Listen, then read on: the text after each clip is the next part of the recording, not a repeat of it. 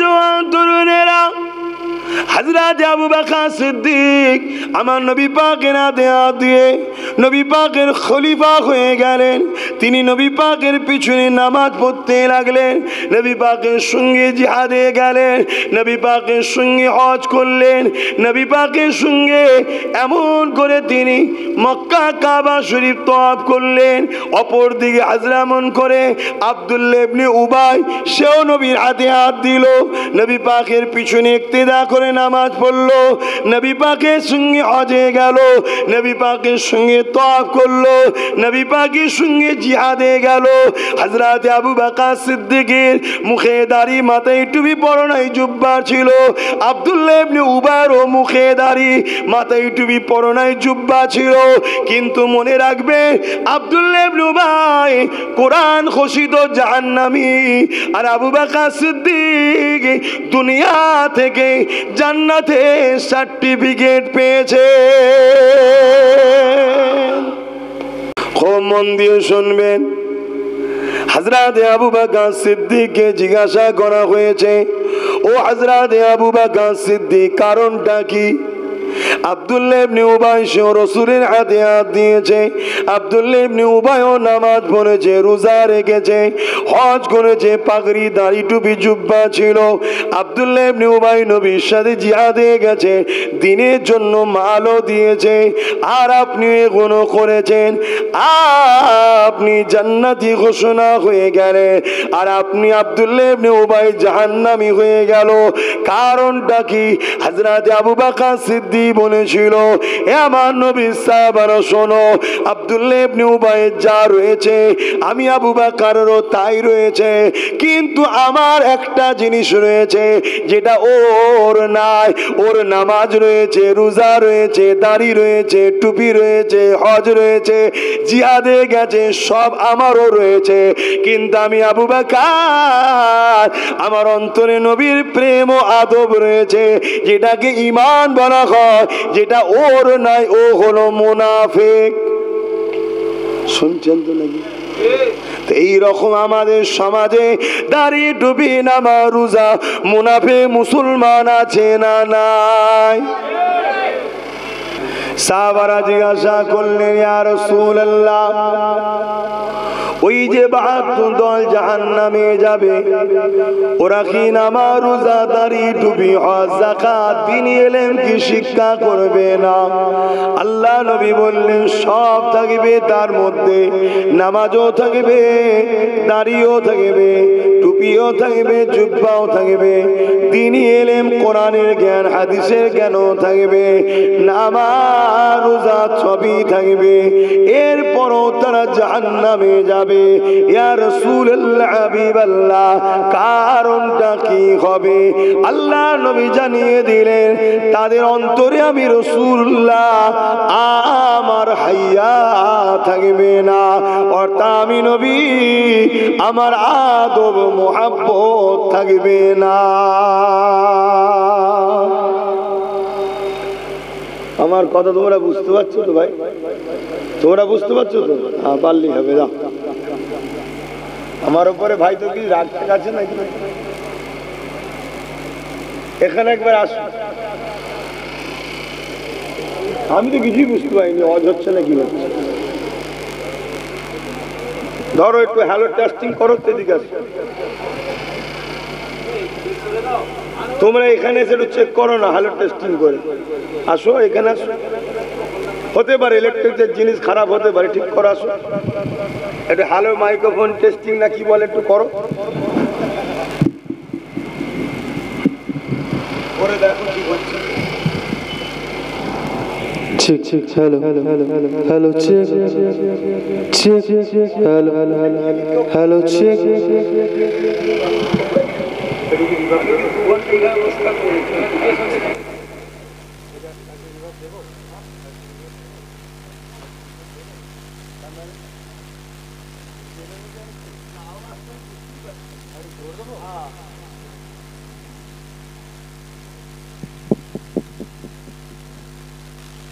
দেশটা কেটে রাখবে, টোনটা বাড়াবে।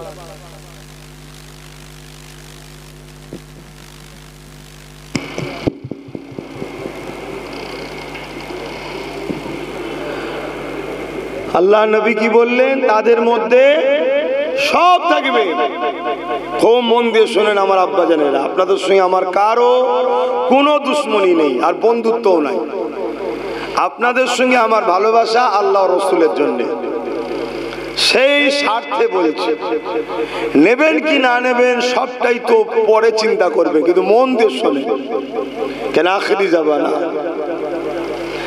তাদের মধ্যে নামাজ থাকবে, রোজা থাকবে, দাড়ি থাকবে, হজ থাকবে, যাকাত থাকবে, কোরআনের জ্ঞান, হাদিসের জ্ঞান সব থাকবে। এরপরও তারা জাহান্নামে যাবে। কারণ কি? তাদের অন্তরে রসুল বলছে আমার হাইয়া থাকবে না, আমার আদব, আমার ভক্তি, আমার প্রেম থাকবে না। এজন্যে সব থাকার পরও আল্লাহ তাদেরকে জাহান্নামী করে দেয়।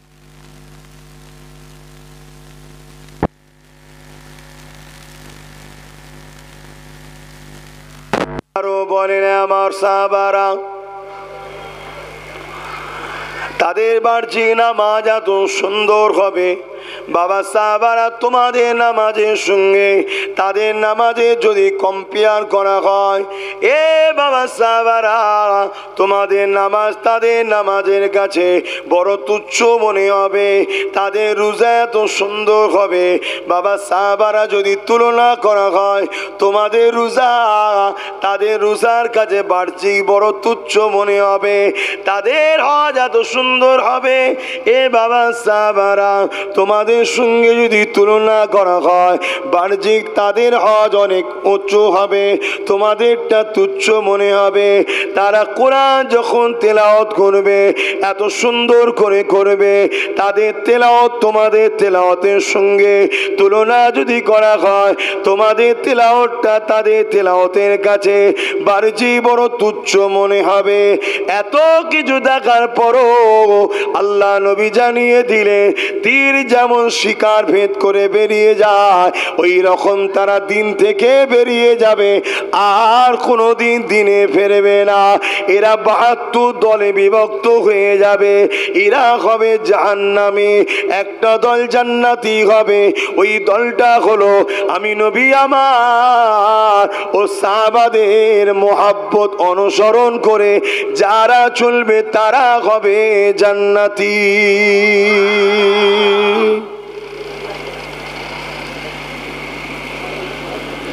আমাদের সব থেকে দামি সম্পদ হলো ঈমান। আমাদের সব থেকে দামি সম্পদ কি? ঈমান। আর ঈমানটা নবী মুহাম্মদ সাল্লাল্লাহু আলাইহি ওয়াসাল্লামের সঙ্গে মহব্বত ও ভালোবাসার গাঁট বাঁধার নাম ঈমান। উকুদ থেকে আকীদা, অর্থাৎ হুজুর পাক সাল্লাল্লাহু আলাইহি ওয়াসাল্লামের সঙ্গে মহব্বত ও ভালোবাসার গাঁট এমনভাবে বাঁধা, সব কিছু খুলে যাক, এই সম্পর্ক আদব ও মহব্বতের গাঁট যেন না খোলে, এইটাকে বলা হয় আকীদা। এটাই হলো ঈমান। যার যত বেশি নবীর সাথে মহব্বত, যার যত বেশি নবীর ওপরে আদব, তার ঈমান তত বেশি মজবুত। জোরে বলুন সুবহানাল্লাহ। ঈমান আনার পরে আমাদের ডিউটি হলো নামাজ, আমাদের ডিউটি হলো রোজা, আমাদের ডিউটি হলো হজ, আমাদের ডিউটি যাকাত, আমাদের ডিউটি বড়দের সম্মান, ছোটদের স্নেহ, মা বাপকে ভালোবাসা। এক কথাই বিস্তারিত কাজ সব। কিন্তু প্রথমে কি? ঈমান। আজ বড় দুঃখের সাথে বলতে হয়, পুরো পৃথিবী আমাদেরকে মিটাবার জন্য সর্বপ্রথম যে কাজটা করেছে, সেটা হলো আমাদের অন্তর থেকে ঈমান নামক পাওয়ারটাকে বার করার চেষ্টা করেছে। তাই আমাদের উচিত, কে কোন ইমামকে মানেন, কে কোন শায়েখকে মানেন, কে কোন পীরকে মানেন, কে কোন আমিরকে মানেন, তার আমির, তার হুজুর, তার পীর, তার কাছে থাক, কিন্তু প্রত্যেকটা মুসলমানের একটা কথা মাথায় রাখা দরকার, আমাদের সব কিছুর মূল হলো মদিনাওয়ালা মুহাম্মদ রসুল সাল্লাল্লাহু আলাইহি ওয়াসাল্লাম। জোরে বলুন সুবহানাল্লাহ। এই জায়গায় যদি আমরা জুড়তে পারি তবেই কামিয়াবি। কিন্তু দুঃখের সাথে বলতে হয়, আজ ইসলামের দুশ্মনেরা কোটি কোটি ডলার বিলিয়ন টাকা খরচ করে আমাদের কাছে নামাজ দিয়েছে, রোজা দিয়েছে, হজের বেলায় ঠিক আছে, যাকাতের বেলায় ঠিক আছে, শুধু মুহাম্মদ সাল্লাল্লাহু আলাইহি সাল্লামের প্রেম ও আদব থেকে আমাদেরকে আস্তে আস্তে সরিয়ে দিয়েছে। কেন? আমাদের সবার যদি নিসবত নবীর সাথে থাকতো, তাহলে প্রত্যেকটা মুসলমান একে অপরকে দেখার সাথে সাথেই এই কথাতেই বুকে জড়িয়ে ধরতো, এ আমার নবীর উম্মত। জোরে বলুন সুবহানাল্লাহ। কিন্তু আমাদের দিল থেকে যখন নবীর প্রেমটাই বেরিয়ে যাচ্ছে, তখন আমরা আর এক মুসলমান আর এক মুসলমানকে আর জড়িয়ে ধরতে পাচ্ছি না। কেন? আমাদের পরিচয় আর হুজুরকে নিয়ে নাই, আমাদের পরিচয় ও ফুরফুরাওয়ালা, ও দেওবন্দিওয়ালা, ও বেরেলিওয়ালা, ও এওয়ালা, ও সেওয়ালা। তাই আজকে দেখুন, প্যালেস্তাইন ইসরায়েলের পাশে আমেরিকা দাঁড়িয়ে গেল, কিন্তু ইরানের পাশে মুসলিম দেশ দাঁড়াতে পারছে না। নমুনা দেখছেন তো? হ্যাঁ, আরে ওরা তো শিয়া। আয়, তাহলে কিভাবে আমাদেরকে টুকরো করেছে জানেন? কিভাবে টুকরো করে দিয়েছে বুঝতে পেরেছেন? আমিও জানি শিয়া, কিন্তু যে ইসরায়েলের ওপরে, যে প্যালেস্তাইনের ওপরে যে জুলুমটা যারা করেছিল, তাদের মোকাবেলা যখন করছে, আমার প্যালেস্তাইন নিরীহ বাচ্চাদের প্রতিশোধ আজ যখন কেউ নিবার জন্য আগ্রহ হয়েছে, বাকি বিশ্বের মুসলিম রাষ্ট্রগুলোকে তার পাশে দাঁড়ানো দরকার ছিল না? ছিল না। কিন্তু অথচ জর্ডান কি বলছে? আমার ওপর দিয়ে তুমি যেতে পারবে না। আর ইসরায়েল যখন জর্ডানের ওপর দেশে ইরানকে বোম মারছে, তখন জর্ডান কিছু বলছে না, অথচ জর্ডান একটা মুসলিম কান্ট্রি। তাহলে আমাদেরকে কিভাবে ভাগ করেছে দেখেছেন? এটা গেল বিশ্ব। আর আমাদের এখানেও দেখুন, ছোটখাটো লড়াইয়ে তো আমরা ভাগ হয়ে আছি, ঠিক তো নাকি? আব্বাস সিদ্দিকী যতই অকাবলে চিল্লাক, এই ওরা ফুরফুরাওয়ালা, শুনছেন না শোনেন না? হ্যাঁ, ওরা ফুরফুরাওয়ালা। একবারও ভাবছে না নবীর মাদ্রাসার জন্য বলছে। আব্বাস সিদ্দিকীর যে আকিদা, যে মাসলা, তাতে না হয় আমি নাই গেলাম, কিন্তু মসজিদটা বাঁচাতে যখন আব্বাস সিদ্দিকী ডেকেছে, মসজিদ তো আর ফুরফুরাওয়ালা, দেওবন্দিওয়ালা, বেরেলিওয়ালা নয়, মসজিদ তো আল্লাহর ঘর নাকি? তখন তো সাথ দেওয়া দরকার। মাদ্রাসা তো ফুরফুরাওয়ালা, বেরেলিওয়ালা, দেওবন্দিওয়ালা নয়, মাদ্রাসা তো নবীর ঘর কি? কিন্তু না, আমাদের মধ্যে এমন ভাবে বিভাজন ইসলামের দুশ্মনরা তৈরি করে দিয়েছে। অলরেডি আরএসএস এর একটা ব্যক্তি বলেছিল যে মুসলমানদের ঘরে আমরা অনেক টুকরে ভাগ করে দিয়েছি, আগামীতে আরো অনেক টুকরো করে ওদের ধর্মের সুশ্রীতেই ভাগ করে দেব। আমরা সেই ভাগে ভাগিত হয়ে গেছি। তাই আজ বড় বিপদে। এই জায়গায় দাঁড়িয়ে থেকে আমি একটাই কথা বলবো, যার পীর, যার মুর্শিদ, যার আমির, যার হযরত, যার শায়েখ, যার মসলা, তার কাছে থাকে যা। কিন্তু মনে রাখবে, দিনের মূল বিষয়ে যখন হাত তুলে দেয়, নামাজকে আগামী দিন ব্যান করতে লেগেছে, ইউনিফর্ম সিভিল কোড আসতে চলেছে। আরে ওয়াকাফের থেকেও ভয়ানক আইন সেটা।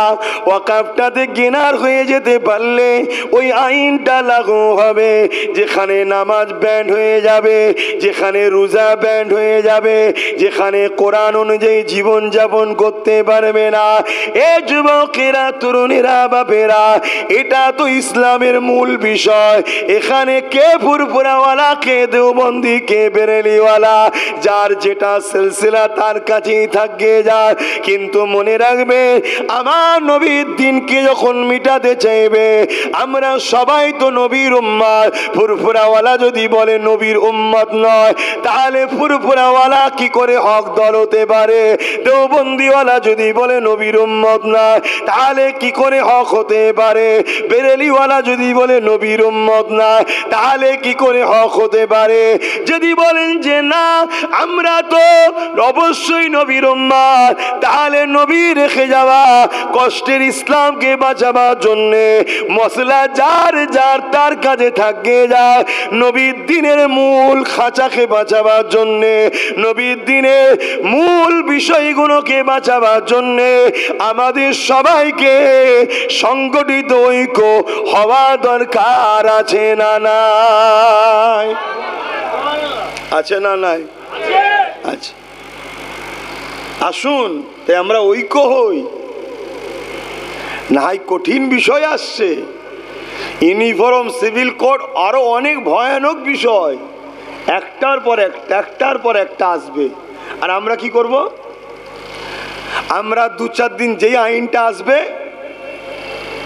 রাস্তাঘাটে নেবে, কলিকাতায় গিয়ে মানছি না, মানবো না, মানছি না, মানবো না। 1 সপ্তাহ পরে খুঁজে পাওয়া যাবে তো? বলুন না, ওয়াকাফ নিয়ে কত কি হয়েছে এখন খুঁজে পাওয়া যাচ্ছে। আমার কথা কি খারাপ লিখছেন আপনারা? খুঁজে পাওয়া যাচ্ছে কি? এই তো আল্লাহর ঘর, রোডের ধারে, এখানে আজান হয়, নামাজ হয়, সব ধর্মের মানুষ যায়, সবাই দেখে। মুসলমান নাই বোঝে এখানে কি হয়, বাকি সবাই তো দেখছে। আরে এটা কি কি ব্যাপার? কি সুন্দর কথা, আওয়াজটা দেখ, আল্লাহু আকবার, আল্লাহু আকবার। আজান হয় না? কি আল্লাহর নামের ডাক হৃদয়ে লাগে না? লাগে না? কারণ সবাই তো আল্লাহর সৃষ্টি। মানুষ কত সুন্দর সেজে গুজে মাথায় টুপি দিয়েছে, কাতার দিয়ে নামাজ পড়ছে, 10 জন দেখছে তো, এদের কি সুন্দর সিস্টেম দেখ, ইমপ্রেস হচ্ছে, অ্যাট্রাকশন হচ্ছে। শুনছেন? আচ্ছা, এইগুলোকে বন্ধ কর দাও, এগুলো রেখো না। উদ্দেশ্যইটা, অন্য কিছু নয়। আমরা কারো জায়গার ওপরেও কিছু করিনি, আর কারো ঝেড়েও কিছু করিনি, কারো ধর্মের বিরুদ্ধেও কিছু বলতে যাইনি। তারপরেও ঘুরিয়ে ঘাড়িয়ে শুধু আমাদের পিছনে কেন লাগছে বুঝতে পারছেন না? এই সৌন্দর্যটা দেখে অনেকে অ্যাট্রাকশন হচ্ছে, দলে দলে চলে আসছে। অতএব এইটাকে রাখা যাবে না। তাই একটা নতুন সিস্টেম আসতে চলেছে, ইউনিফর্ম সিভিল কোড, এক দেশ এক আইন। দেশের একজন রাজা হবে, সে হবে আগামী দিন খুদা। যেমন নমরুদ খুদা সেজেছিল, ফেরাউন খুদা সেজেছিল, সে বলবে আমি হলাম খোদা, আমি হলাম প্রভু, আমি যা বলবো তোমাদেরকে মানতে হবে। হুজুরের জন্য ওটা, আলেম ওলামার জন্য ওটা। যদি বলো না না না না, কতল করে দাও, কতল করে দাও। আইন বলে তো কিছু থাকবে না। আজ আইন আছে কোথায়? এখনই আইন আছে কি? আমার রজ বুঝছেন তো নাকি? এখনই তো আইন নেই, তো ওই সময় আরো আইন শেষ। হয়তো আমার কথা শুনে অনেকে বসে বসে ভাববে, অনেকে বসে বসে ভাবতে পারে যে এই কমিটির ছেলেগুলোর খেয়ে দিয়ে কাজ নেই, পাগলা হুজুরটাকে ধরে নিচ্ছে, ভুলভাল বকছে, খালি গামাখায়। হ্যাঁ, আজ থেকে 7-8 বছর আগে যখন বলেছিলাম যে ওয়াকাব আমাদের হাতছাড়া হচ্ছে, তখন অনেকে পাগলা বলেছিল, অনেকে গাল দিয়েছিল, দালাল বলেছিল। এখন হাড়ে হাড়ে বুঝছেন না, বোঝেননি? আর আজকে যেটা বলছি ওটা খুব শিগগিরই হাড়ে হাড়ে বুঝবেন। আমার নবী পাক সাল্লাল্লাহু আলাইহি ওয়াসাল্লাম সব বলে গেছে। আপনি কি ভাবছেন মুখ দিয়ে আমি আমার কথা বলছি নাকি? হ্যাঁ, আপনারা কি আমার কথা শুনতে এসছেন নাকি? হ্যাঁ, আপনারা তো এসছেন আল্লাহ ও রসুলের কথা শুনতে। এই যে কথাটা বলছি, এটাও আমার নবীর ভবিষ্যৎবাণী। আমার নবী পাক সাল্লাল্লাহু আলাইহি ওয়াসাল্লাম সব বলে গেছে। এই যে পায়ের যে গাঁটের টাকনু আছে, মুসলমানদের রক্তে পায়ের গাঁটের টাকনু পর্যন্ত ডুবে যাবে, এত মারবে মুসলমানকে। শুনছেন? তবে মনে রাখবেন, সব থেকে বেশি টার্গেট হলো আলেম উলামা ইমামরা। সাধারণ মুসলমানের থেকেও বেশি টার্গেট হলো আলেম উলামা ইমামরা। কিন্তু আমরা দেখছি সাধারণ মুসলমান একটা দুটো করে মারা হচ্ছে, আরে এগুলো মেরে টেস্ট করে দেখছে মুসলমান এখন কোন জায়গাতে আছে। কি টেস্ট করছে? আমাদের ইমানটা কোথায় আছে। তরুণেরা, আল্লাহ নবী জানিয়ে দিলেন, আমার উম্মাত উম্মতিরা, তোমরা একটা দেহের নাই হয়ে যাও, একটা দেহের নাই তোমরা হয়ে যাও। তোমাদের এক হাতে যদি আঘাত লাগে, পুরো শরীর তোমার কষ্ট পায়। তোমার একটা পায়ে যদি আঘাত লাগে, পুরো শরীর তোমার কষ্ট পায়। তোমার একটা উংলিতেও যদি আঘাত লাগে, পুরো শরীর তোমার কষ্ট পায়। তোমরা একটা মানব আকারের মতো হয়ে যাও, তোমরা সব ভাই ভাই হয়ে যাও। কে বোম্বাইয়ের মুসলমান, কে গুজরাটের মুসলমান, কে কেমন করে পশ্চিম বাংলার মুসলমান, কে হুগলি জেলার, কে হাওড়া জেলার, ওটা আমাদের পরিচয় নয়। আমাদের বর্ডার দুনিয়ার মানুষ করে দিয়েছে। দুনিয়ার মানুষের স্বার্থে আমাদের একটাই সম্পর্ক, লা ইলাহা ইল্লাল্লাহ মুহাম্মাদুর রাসূলুল্লাহ। এই সম্পর্কে পৃথিবীর কোনো মুসলমান যদি বিপদে পড়ে যায়, আমাদের শরীরে আঘাত হওয়ার দরকার। কিন্তু আজ আমাদের আঘাত হয়নি। প্যালেস্তাইনে 45,000 বাচ্চা মারা গেছে মুসলমান, কিন্তু আমরা এটা দেখে এখনো আঘাত পাইনি। যদি আঘাত পেতাম তাহলে আমাদের পরিবর্তনের চিন্তা আসতো। আমাদের পরিবর্তনের চিন্তা আসে না। আজ আমরা আমাদের সমাজের মধ্যে দৈনিক দেখতে পাচ্ছি,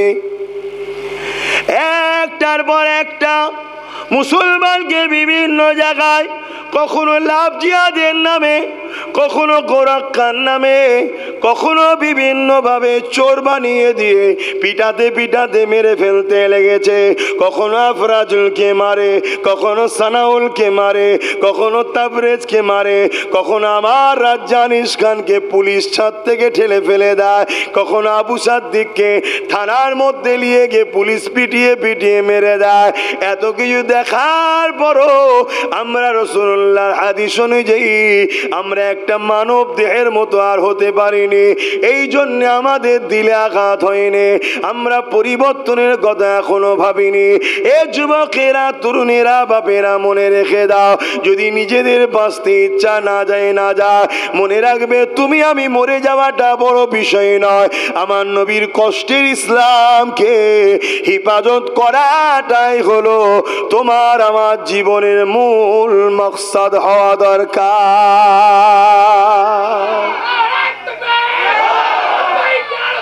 ইয়া রাসূলুল্লাহ,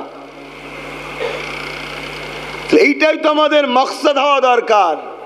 এখন আমাদের মকসদ কি হয়েছে? আমি সমাজে একটা ভিআইপি কিছু হব, গাড়ি বাড়ি টাকা পয়সা সংসার সন্তান, বেঁচে থাকবো, আরাম আয়েশ করবো, এটা আমাদের মকসদ হয়েছে। এখন আমি বলছি না গাড়ি বাড়ি করতে ইসলাম নিষেধ করেছে, না না, কে বলেছে? ইসলামে গাড়ি বাড়ি টাকা পয়সা ব্যবসা বাণিজ্য সংসার সন্তান সবটাই তো ধর্ম। আপনি হালাল ইনকাম করবেন, ওটাও তো নেকির কাজ। আপনি সন্তান হবে, সন্তানকে লালন পালন করবে, ওটাও তো ইসলাম, ওটাও তো নেকির কাজ। আমি বারণ করছি না, কিন্তু এগুলো হলো দুনিয়া। এগুলো কি? দুনিয়া। মূল তো টার্গেট থাকা দরকার। আমার রসুলের দিনটাকে মিটিয়ে দিবার প্ল্যান চলছে, দিনটাকে রক্ষা করতে হবে। এই রক্ষা করার সর্বপ্রথম কাজ হলো নিজেকে ইসলামের ওপরে প্রতিষ্ঠিত করা। বিশাল ভিড় করে দল নিয়ে কারো উপরে হামলা করে দেওয়া দিন রক্ষার নাম নয়। দিন রক্ষার মূল লক্ষ্য হলো আমি নিজে প্রথমে দিনের ওপরে প্রতিষ্ঠিত থাকব। আমার উঠা বসা, চাল চলন, কথাবার্তা, সমাজনীতি, অর্থনীতি, ধর্মনীতি, পরিবার নীতি, রাজনীতি, রাষ্ট্রনীতি, এডুকেশন নীতি, বিজনেস নীতি, সম্প্রীতি নীতি, মানববন্ধন নীতি, যাই করি না কেন, লাকাদ কানা লাকুম ফি রাসূলিল্লাহি উসওয়াতুন হাসানাহ, মডেল আমার রসুল, আমার নবীকে ফলো করে করব। এটা হবে আমাদের জিন্দেগিতে তাহলে ইসলাম বাঁচাবার প্রথম কাজ। আমি যদি ইসলামের ওপরে পূর্ণাঙ্গ থাকতে পারি তাহলে আমার আখলাক, আমার চরিত্র, আমার ব্যবহার দেখে যাদেরকে আমাদের পিছনে তৈরি করা হচ্ছে, একটা বিশাল শক্তি আমাদের পিছনে তৈরি করা হচ্ছে, তাদের মাথায় ছোটবেলা থেকে ইসলাম ও মুসলিম বিদ্বেষ বীজ দিয়ে তৈরি করা হচ্ছে, তাদেরকে ট্রেনিংই দেওয়া হচ্ছে। যেমন সাপ দেখলেই আমরা মারি, মারেন না? মারেন না? এটা আওয়াজ দেবেন ভাই। সাপ দেখলেই আমরা মারি কেন? আমাদের ঘরে ছোটবেলা থেকেই মাথায় ঢুকানো আছে সাপ হলো বিষধর, কামড়ে নিলে মারা যাব। ঠিক তেমনি আমাদের পিছনে প্রায় 100 বছর ধরে একটা টিম তৈরি করছে বিশাল এক সমাজ। তাদের বেরোনে ছোটবেলা থেকে তাদের স্কুলে, তাদের মক্তবে, তাদের প্রাইমারিতে, সর্ব জায়গায় ট্রেনিং দেওয়া হচ্ছে মুসলমান ও ইসলামকে মিটাতে হবেই। মুসলমান মানে আতঙ্কবাদী, মুসলমান মানে জঙ্গিবাদ, মুসলমান মানে সমাজ বিরোধী, এদেরকে মিটাতেই হবে। যেমন সাপ দেখলে মারে, এদেরকেও মারো। নাই কোথায় কিছু নয়, কারোর সঙ্গে কোনো ঝগড়া নাই, কারোর সঙ্গে কোনো চিনা পরিচয় নয়, শহরে গেছে কাজ করতে, হঠাৎ করে ঝাঁপিয়ে পড়ে পিটতে পিটতে মেরে দিচ্ছে। মেন্টালিটিটা এমনভাবে তৈরি করা হয়েছে। এটা কি নতুন নাকি? কি গো, এটা নতুন না? এটা নতুন নয়। আল্লাহ নবীর বিরুদ্ধে আবু জেহেল এইরকম মেন্টালি তৈরি করেছিল। এ যুবকেরা, মক্কার কাজে বলে একটা মেলা হতো, ওই মেলাতে পৃথিবীর মানুষেরা মক্কা জমিনে যেত। ওই মক্কা তখন এমন করে গান নোংরা কাজ হতো। ওই কাবার পাশেতে 360টা নকল খোদা খেয়ে রেখেছিল। তারা এক আল্লাহর উপাসনা করতো না, তারা নকল নকল খোদার উপাসনা করত। ওই জায়গাতে তাদেরকে ডেকে নিয়ে গিয়ে পৃথিবীর মানুষ আসতো, সেখানে উলঙ্গ নারীদের নাচ হতো, গরিবের ঘরের বেটিদেরকে কিনা বেচা পর্যন্ত হতো, বাচ্চা বাচ্চা ছেলেদের ঘরে তাদের নকল খোদাকে খুশি করার জন্য বলি পর্যন্ত দেয়া হতো। এই অন্যায় অত্যাচার মক্কা জুড়ে চলতে থাকতো। এখানকার মেসেজ পৃথিবীতে ছড়িয়ে যেত। এ যুবকেরা, আল্লাহ নবী যখন এসে ন্যায়ের কথা, দিনের কথা, মানবতার কথা বলতে লাগলো, মক্কার জালিম আবু জেহেল, উতবা, সাইবা, আবু লাহাবেরা তারা দেখতে লাগলো ও কাজের মেলা তো আসতে লেগেছে। কি করে মুহাম্মাদের কাছে যেন মানুষ না যায়, কি করে রুকা যেতে পারে। এ যুবকেরা তারা পাড়ার রাস্তার মোড়ে মোড়ে মোড়ে মোড়ে লোক দাঁড় করিয়ে দিল, যাকেই পাবে মুহাম্মদ রাসূল নিয়ে মিথ্যা মিথ্যা প্রচার করো। আমার নবীকে কখনো জাদুকর বলেছে, নাউযুবিল্লাহ, কখনো পাগল বলেছে, বলুন নাউযুবিল্লাহ, ইত্যাদি ইত্যাদি আমার নবী সম্বন্ধে মিথ্যা প্রচার করতে লাগলো। এ যুবকেরা, তরুণীরা, বাপেরা তারা আমার নবী সম্বন্ধে নানা রকম ভুল খবর পেয়ে গেল। কিন্তু তাদের মধ্যে থেকে কিছু কিছু মানুষ বলতে লাগলো, চলো একবার গিয়ে দেখি কে মুহাম্মদ, কে দেখি সাল্লাল্লাহু আলাইহি ওয়াসাল্লাম। কিন্তু আমার নবীর আদর্শ, আমার নবীর আখলাক, আমার নবীর মিষ্টি জবান, আমার নবীর নূরের কথা যারা শুনতে এসেছে তারা দেখছারি আবু জেহেল যে বলল মুহাম্মদ সাল্লাল্লাহু আলাইহি ওয়াসাল্লাম সম্বন্ধে কথা তো মিলছে না, ইনি তো খুব ভালো, ইনার মতো তো ব্যক্তি হতে পারে না। তারা আমার রসুলের হাতে হাত দিয়ে ইমানের কলেমা পড়ে দিন ইসলাম কবুল করছে। জোরে বলুন সুবহানাল্লাহ। তাহলে কিসে কবুল করছে? অস্ত্রের জোরে, তরোয়ালের জোরে, জনবল দেখিয়ে, গায়ের জোর দেখিয়ে না। নবীর আখলাক, নবীর চরিত্র, নবীর আদর্শ, নবীর উত্তম কথা তাদেরকে মুগ্ধ করছে। তো ভাইয়েরা আমার, কিন্তু কিছু লোক আমার নবীকে ভুল বুঝেছিল না বোঝেনে? ভুল বুঝেছিল। তার মধ্যে একটা বুড়ি মহিলা ছিল, রোজ আমার রাসূলুল্লাহর রাস্তাতে কাঁটা বিচত। আপনারা সবাই জানেন, আল্লাহ নবী রোজ সরিয়ে দিয়ে যেতেন, কোনোদিন কিছু বলতেন না। একদিন বুড়িটার কাঁটা বিচই নেই। আল্লাহ নবী খোঁজ নিলেন, জানতে পারলেন বুড়ি অসুস্থ। আল্লাহ নবী তার ঘরে গেলেন, তার কাছে গিয়ে মা বলে, উম্মুন বলে ডাক দিলেন, মা বলে ডাক দিলেন। ডাকার পরে বুড়ি যখন চোখ খুলে দেখছে, আরে মুহাম্মদ সাল্লাল্লাহু আলাইহি ওয়াসাল্লাম, তো তখন বুড়ি থতমত হয়ে গেছে। মা, শুনলাম আপনি অসুস্থ, তাই দেখতে এলাম। বাবা, তুই আমায় চিনিস? হ্যাঁ, আপনি তো আমার রাস্তায় কাঁটা বিছান মা। তা তোর যখন আমি ক্ষতি করি, দুশ্মনী করি, তাও তুই আমার খোঁজ নিতে এসছিস? আল্লাহ নবী বললেন, আপনি আমায় চেনেন না তাই বিরোধী করেন, কিন্তু আমি রসুল, আপনারও তো নবী। জোরে বলুন সুবহানাল্লাহ। ওই বুড়ির চোখ দিয়ে পানি জারি হলো যে আমি তো বাবা তোমায় ভুল বুঝেছিলাম। ঠিক তেমনই আমার নবী পাক সাল্লাল্লাহু আলাইহি সাল্লামকে মক্কার জালিমরা আবু জেহেলের পাল্লায় পড়ে আমার নবীকে মক্কা থেকে হিজরত করতে বাধ্য করেছিল। আমার নবী আল্লাহ পাকের হুকুমে ইয়াসরিবকে পছন্দ করলো, যেটা পৃথিবী সেই সময় সব থেকে আনকালচার, পিছিয়ে পড়া, বিমার, অসুস্থ জায়গা। কোনো দুনিয়ার উন্নতর আলো যেখানে পড়েনি, অত সামাদ্য নবী সেখানে গিয়ে পৃথিবীর শ্রেষ্ঠ উন্নত জায়গা করে দিয়েছে। জোরে বলুন সুবহানাল্লাহ। আজ পৃথিবী, আমেরিকা বলতে পারে আমি super power, Britain, Russia, France বলতে পারে আমরা সুপার পাওয়ার, কিন্তু মনে রাখবেন আমেরিকাতে খুন, রেপ, ধর্ষণ বন্ধ করতে পারেনি, অথচ মদিনাতে আমার রসুল 1450 বছর কম বেশি আইন তৈরি করে রেখে গেছে। সেই সিস্টেমে মদিনা আজও চলছে। আমার নবীর শহরে মদিনাতে রেপ তো দূরের কথা, কোনো নারীর দিকে কেউ বুড়াই নজরে চোখ তুলেও তাকায় না। জোরে বলুন সুবহানাল্লাহ। কিন্তু ভুল বুঝিয়েছে। আজও সেই আবু জেহেলের উত্তরসূরিরা আমার নবীর ইসলাম নিয়ে ভুল বুঝাচ্ছে, কিন্তু আমরা হলাম তো স্যাম্পেল। আমরাই যদি ভুল পথে চলি, তাহলে ইসলামের দুশ্মনদের ইসলামকে ক্ষতি করতে সহজ হবে না? হবে না কেন? স্যাম্পেল তো আমাদের ঘরে দেখছে। আমাদের ছেলেরা গান, যাত্রা, ফাংশন, লুটেরা, পরেদের মাল ঝেড়ে খাওয়া, লুট করা, ভাই ভাই খুনোখুনি করা, ঝগড়া করা, মিথ্যা কথা বলা, ওয়াদা ভঙ্গ করা, প্রতিশ্রুতি ভঙ্গ করা, কি করছে না করে না? এগুলো দেখেই তো, আর এইগুলোকেই তো মিডিয়া হাইলাইট করবে। যারা প্রকৃত আমার রসুলের সুন্নতের উপরে চলে, মিডিয়া তাদেরকে তো দেখাবে না, দেখাবে কাদের ঘরে? আমাদের মতো খারাপ গুণকেই তো দেখাবে।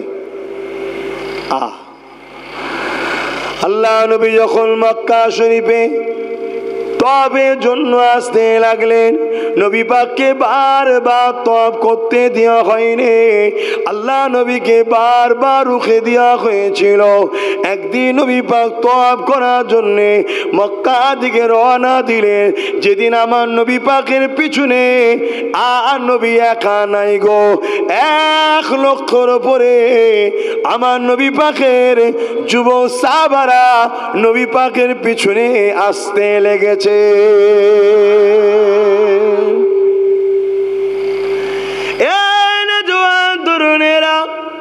আল্লাহ নবী মক্কার দিকে রওনা দিলেন।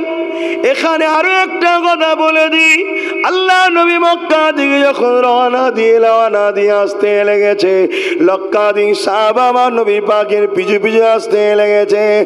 আর এমন করে পাহাড়ি রাস্তা, উঁচু নিচু কাটা জাতীয় গাছের রাস্তা, এমন করে আস্তে আস্তে আস্তে আল্লাহ নবী একটা জায়গাতে, এ যুবকেরা, তরুণীরা, বাবেরা, আমার নবী পাক একটা উঁচু টিলাতে উঠতে লেগেছে।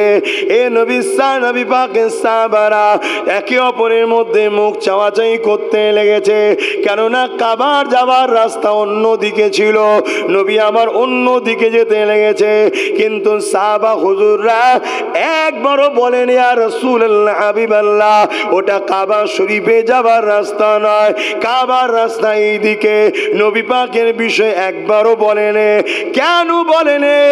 কেন? সাহাবারা জানে নবীদের প্রতিটা কদমও চলে আল্লাহ পাকের ইশারা।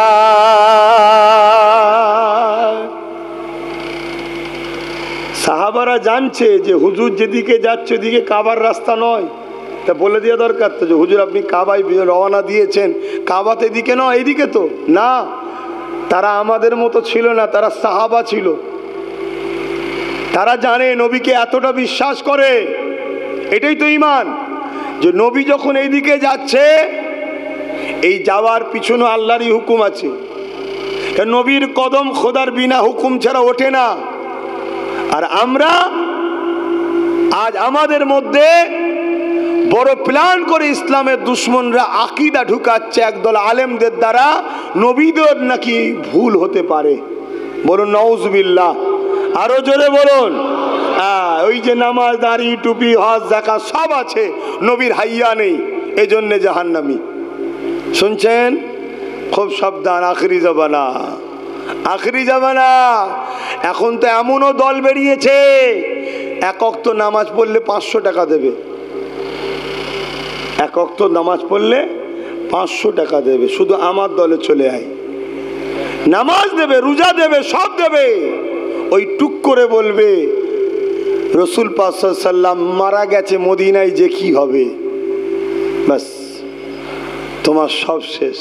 তাহলে একদিকে যেমন সরকারিভাবে আমাদেরকে অর্থ দিয়ে লুটা হচ্ছে, যদি এখানে কেউ ফাঁক পড়ে যায় দাড়ি টুপি দিয়ে আলেম উলামার দ্বারাও আবার আমাদের ঘরে লুটা হচ্ছে। লক্ষ্য একটাই, আমাদের ঈমানকে বার করে লাও। দুটো হাত দামি না দামি নয়? বলুন বলুন। দুটো পা দামি না দামি নয়? দুটো চোখ, দুটো কান, সবটাই দামি। কিন্তু জানটা যদি না থাকে হাত দুটোর দাম, পাটা যদি, জানটা যদি না থাকে পা দুটোর দাম। তাহলে জান আছে বলে দামি, নামাজ দামি, রোজা দামি, হজ দামি, যাকাত দামি। জানটা থাকলে যেমন এগুলো দামি, ঈমানটা থাকলে এই গুণ দামি। ঈমান না থাকলে দাড়িরও কিছু দাম নেই, টুপিরও কিছু দাম নেই, নামাজ রোজার কিচ্ছু দাম নেই। কথা বুঝতে পারছেন? ওরা আঘাতটা দিচ্ছে মূল জায়গাতে, ঈমানটা কেড়ে লাও। আর দিবার পিছনে কারণ আছে। ওরা দেখেছে যুগে যুগে যুগে যুগে যতবার ইসলামের বিরুদ্ধে ইসলাম বিদ্বেষীরা সংগঠিত হয়ে হামলা করতে গেছে, ততবারই ইসলামের দুশ্মনদের ঘরে আল্লাহ মিটিয়ে দিয়েছে, ইসলামের ঝান্ডাকে আল্লাহ আরো বাড়িয়ে দিয়েছে। জোরে বলুন সুবহানাল্লাহ। তাই তারা রিসার্চ করে দেখেছে যে কি করে এটা সম্ভব। যতবার হামলা করেছি ক্ষমতা আমাদের ছিল, অর্থ আমাদের ছিল, অর্থ আমাদের ছিল, ম্যান পাওয়ার আমাদের ছিল, মানি পাওয়ার আমাদের ছিল, অস্ত্র পাওয়ার আমাদের ছিল। আজ যেমন আমেরিকা দম দম করে বোম মেরেছে কোথায় ইরানে, ভাবলো পারমাণবিক ঘাঁটি শেষ করে দিয়েছি, পরে মুখ ভুতা করে ফিরে চলে গেছে। কেন? ওইখানে নাকি অরিজিনাল মাল ছিল না। শুনছেন তো নাকি? তো সব সময় যতবারই ওরা হামলা করেছে ততবার পাওয়ার ওদের হাতে। এই যে প্যালেস্তাইনের ওপরে কম হামলা করেছে বলুন তো? কম হামলা করেছে? পৃথিবীর সমস্ত সুপার পাওয়ার গুলো এক জায়গায় হয়েছে প্যালেস্তাইনকে মিটাবে বলে। প্রায় 1.5 লক্ষর ওপরে লোক মানুষ মারা গেছে, 45,000 শুধু বাচ্চা। এরপরেও কি প্যালেস্তাইনবাসীকে হারাতে পেরেছে? এখনো ওদের মন বলছে আল্লাহু আকবার, এখনো ওরা বলছে লব্বাইক ইয়া রাসূলুল্লাহ, হুজুর আমরা হাজির আছি, এখনো জান দেবো। শুনছেন না শোনেন নে? আর 2-4টে যে ইসরায়েলে বোম মেরেছে আর সব কাঁদছে, শুধু বলছে ইরান ইরান যুদ্ধ বন্ধ করো, সরি ইরান সরি ইরান। দেখছেন না? তো ওরা তো ভাবছে যে অস্ত্র আমাদের হাতে, ম্যান পাওয়ার আমাদের হাতে, মানি পাওয়ার আমাদের হাতে, লোকবল আমাদের, রাষ্ট্র পাওয়ার আমাদের, এরপরও মুসলমানদের কারা হারাতে পারি না কেন? কিছু তো একটা আছে।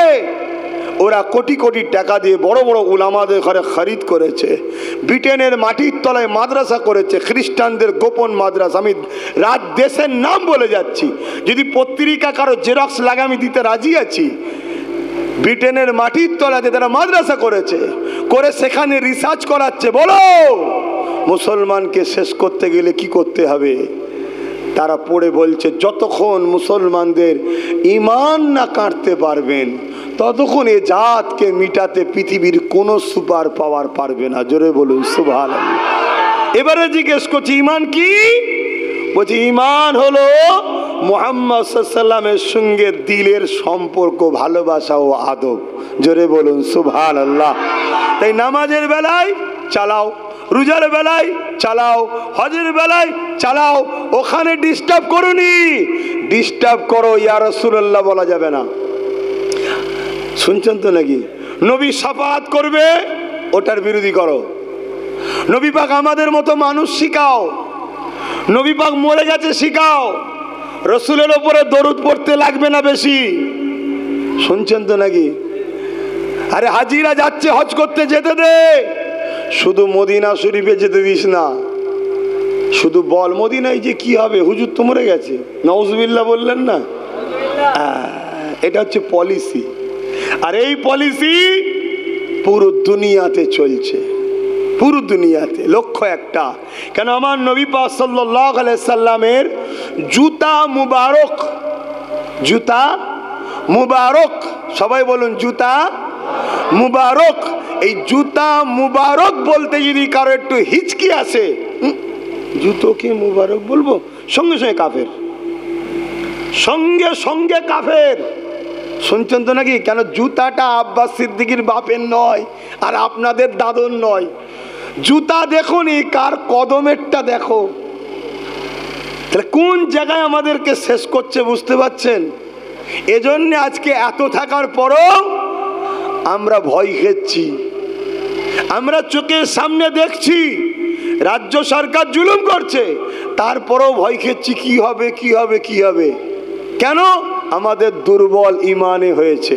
আর গরিবে নওয়াজ একা একা, পুরো ভারতের অত্যাচারী শাসকরা গরিবে নওয়াজকে রুখতে চেয়েছিল। গরিবে নওয়াজ একা তাদের মোকাবেলা করে জুলুমকে খতম করে ইনসাফ প্রতিষ্ঠিত করেছিলেন। জোরে বলুন সুবহানাল্লাহ। কেন? গরিবে নওয়াজ ছিল প্রকৃত আমার রসুলের আশিক ও গোলাম। আজকে আমরা কোথায়? তাই আমি একটাই কথা বলে যাব, আল্লাহ নবীর সঙ্গে প্রেম বাড়ান, নবী পাকের আদব সম্মান মর্যাদা দিকে খেয়াল রাখুন। এ নওজোয়ান তরুণেরা, হযরত আবু বকর সিদ্দিক আমার নবী পাকের আদেশ দিয়ে নবী পাকের খলিফা হয়ে গেলেন। তিনি নবী পাকের পিছনে নামাজ পড়তে লাগলেন, নবী পাকের সঙ্গে জিহাদে গেলেন, নবী পাকের সঙ্গে হজ করলেন, নবী পাকের সঙ্গে এমন করে তিনি মক্কা কাবা শরীফ তওয়াফ করলেন। অপরদিকে হাজরামন করে আব্দুল্লাহ ইবনে উবাই, সেও নবীর হাতে হাত দিল, নবী পাকের পিছনে ইক্তেদা করে নামাজ পড়লো, নবী পাকের সঙ্গে হজে গেল, নবী পাকের সঙ্গে তওয়াফ করলো, নবী পাকের সঙ্গে জিহাদে গেল। হযরত আবু বকর সিদ্দিকের মুখে দাড়ি, মাথায় টুপি, পরনায় জুব্বা ছিল। আব্দুল্লাহ ইবনে উবাইরও মুখে দাড়ি, মাথায় টুপি, পরনায় জুব্বা ছিল। কিন্তু মনে রাখবে, আব্দুল্লাহ ইবনে উবাই কোরআন ঘোষিত জাহান্নামী, আর আবু বকর সিদ্দিক দুনিয়া থেকে জান্নাতে সার্টিফিকেট পেয়েছে। ব্যাপারটা কি? দুজনেই তো নবীর হাতে হাত দিয়েছে, দুজনেই নবীকে ইমাম বানিয়ে নামাজ পড়েছে, দুজনেই নবীর সাথে তওয়াফ করেছে, দুজনের মুখেই দাড়ি, টুপি, পাগড়ি, জুব্বা, দুজনেই জিহাদে গেছে। একজন জান্নাতের সার্টিফিকেট পাচ্ছে, আর একজন কোরআন ঘোষিত জাহান্নামী হচ্ছে। কারণ কি? খুব মন দিয়ে শুনবেন। হযরত আবু বকর সিদ্দিককে জিজ্ঞাসা করা হয়েছে, ও হযরত আবু বকর সিদ্দিক, কারণটা কি? আব্দুল্লাহ ইবনে উবাই সে রাসূলের হাতে হাত দিয়েছে। আব্দুল্লাহ ইবনে উবাইও নামাজ পড়েছে, রোজা রেখেছে, হজ করেছে, পাগড়ি দাড়ি টুপি জুব্বা ছিল। আব্দুল্লাহ ইবনে উবাই নবীর সাথে জিহাদে গেছে, দ্বীনের জন্য মালও দিয়েছে। আর আপনি এগুলো করেছেন, আপনি জান্নাতি ঘোষণা হয়ে গেলেন, আর আপনি আব্দুল্লাহ ইবনে উবাই জাহান্নামী হয়ে গেল। কারণটা কি? হযরত আবু বকর সিদ্দিক বলেছিল, এ আমার নবী সাহাবারা শোনো, আব্দুল্লাহ ইবনে উবাইয়ের যা রয়েছে আমি আবু বকরেরও তাই রয়েছে, কিন্তু আমার একটা জিনিস রয়েছে যেটা ওর নাই। ওর নামাজ রয়েছে, রোজা রয়েছে, দাড়ি রয়েছে, টুপি রয়েছে, হজ রয়েছে, জিহাদে গেছে, সব আমারও রয়েছে, কিন্তু আমি আবু বকর আমার অন্তরে নবীর প্রেম ও আদব রয়েছে, যেটাকে ঈমান বলা হয়, যেটা ওর নাই, ও হলো মুনাফিক। শুনছেন তো নাকি? এই রকম আমাদের সমাজে দাড়ি টুপি নামাজ রোজা মুনাফিক মুসলমান আছে না নাই? ক্ষতিটা কোন জায়গায় হচ্ছে বুঝতে পারছেন? বুশেরও ক্ষমতা নেই, আর ডোনাল্ড ট্রাম্পেরও ক্ষমতা নেই, আমাদের নরেন্দ্র মোদীরও ক্ষমতা নেই আমাদের মিটাতে পারে। সমস্যা হলো আমাদের ভেতরে কিছু আছে। রাত্রিরে সব দরজা জানলা, 10টা শ্যাটারে গেট, কলাপসের গেট, চতুর্দিকে সব কিছু তালা মেরেও বন্ধ করে আপনি যদি ঘুমিয়ে পড়েন, আপনার ঘরেতে বিনা তালা কাটাতে কোনো কিছু আঘাত না দিয়েও চুরি করা সম্ভব, যদি আপনার ঘরের লোক চোরের সঙ্গে সাথ দেয়। কথা কি ভুল বললাম নাকি? একেই বলা হয় মুনাফিক, গাদ্দার। এই গাদ্দারদের জন্যই আমাদের বাবরি মসজিদটা গেছে। কিছু গাদ্দার বলেছিল না যে একটা মসজিদ যাচ্ছে যাক, মিলে জুলে থাকতে হবে। শুনছেন না শোনেননি? এগুলো হলো গাদ্দার। ওই দিনটাতেই আমাদের পতন শুরু হয়েছে, যখন এই কথা মুখ দিয়ে বলে ফেলেছে একটা মসজিদ যাচ্ছে যাক, মিলে জুলে থাকতে হবে। ওই দিন থেকেই ইসলাম বিদ্বেষীরা বুঝে নিয়েছে আমাদের হারাম খাদ্য বা আমাদের অর্থে মুনাফিক পরিচালিত মোল্লা দ্বারা মুসলমানদের ইমানের জন্ডিস করে দিয়েছি। শুনছেন তো নাকি? তাই তারা এত বড় সাহস পেয়েছে, পুরো ভারতের বুকে মসজিদ, মাদ্রাসা, কবরস্থান সবটাকে এবার মিটাতে চাইছে।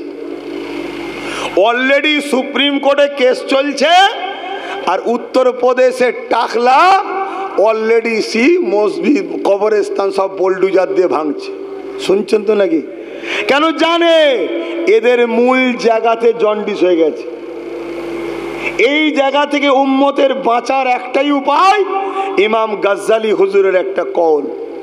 আর এই কওলটাও দেওবন্দীদের একজন মৌলানা বা পীর সাহেব ছিলেন, হযরতে আশরাফ আলী থানভী সাহেব, তিনার ওই ধরনের একটা কওল আছে। সেটা হলো কি, ইমামে গাজ্জালি রাহমাতুল্লাহ আলাইহি বলেছিলেন, যখন কোনো মুসিবত বিপদের মধ্যে পড়বে, ওই মুসিবত বিপদ থেকে উদ্ধার হওয়ার বা মুসিবত বিপদ আসার কারণটা মনে রেখে দিও, তোমাদের সঙ্গে নবীর মহব্বতের সম্পর্ক কমেছে তাই বিপদ আসছে, কমেছে তাই বালা আসছে, কমেছে তাই মুসিবত আসছে। হুজুর এ থেকে উদ্ধার হওয়ার রাস্তা কি? ইমামে গাজ্জালি হুজুর বলেছিলেন নবীর সঙ্গে মহব্বত বাড়াতে হবে। তো বাড়াবো কিভাবে? ইমাম গাজ্জালি হুজুর দুটো রাস্তা বলেছিলেন। একটা হলো দরুদ বেশি বেশি করে পড়া, দ্বিতীয় হলো নবীর জীবনী আলোচনা করা ও শোনা বা পড়া। শুনছেন তো নাকি? যেটা আমাদের কাছে এখন খুবই দুর্লভ, একেবারে খুবই দুঃখের বিষয়। আসেন, এখনো সময় আছে, পরিবর্তন হয়ে যান। আল্লাহ অবশ্যই তিনি রয়েছেন, তিনি শাইউন কাদির, সর্বশক্তিমান, যিনি ফিরাউনকে মিটিয়েছে, যিনি নমরুদকে মিটিয়েছে, যিনি সাদ্দাতকে মিটিয়েছে। এ যুবকেরা, যিনি চিঙ্গিস খানের মতো পৃথিবীর এক আতঙ্ককে আমার আল্লাহ পাক নেস্তেনাবুদ করে দিয়েছে। চিঙ্গিস খানের মরণটা কিভাবে হয়েছিল জানেন আপনারা? একটু সংক্ষেপে বলি, মন দিয়ে শোনে। চিঙ্গিস খান বাগদাদের উপরে হামলা করেছিল, পুরো বাগদাদকে উজাড় করেছিল।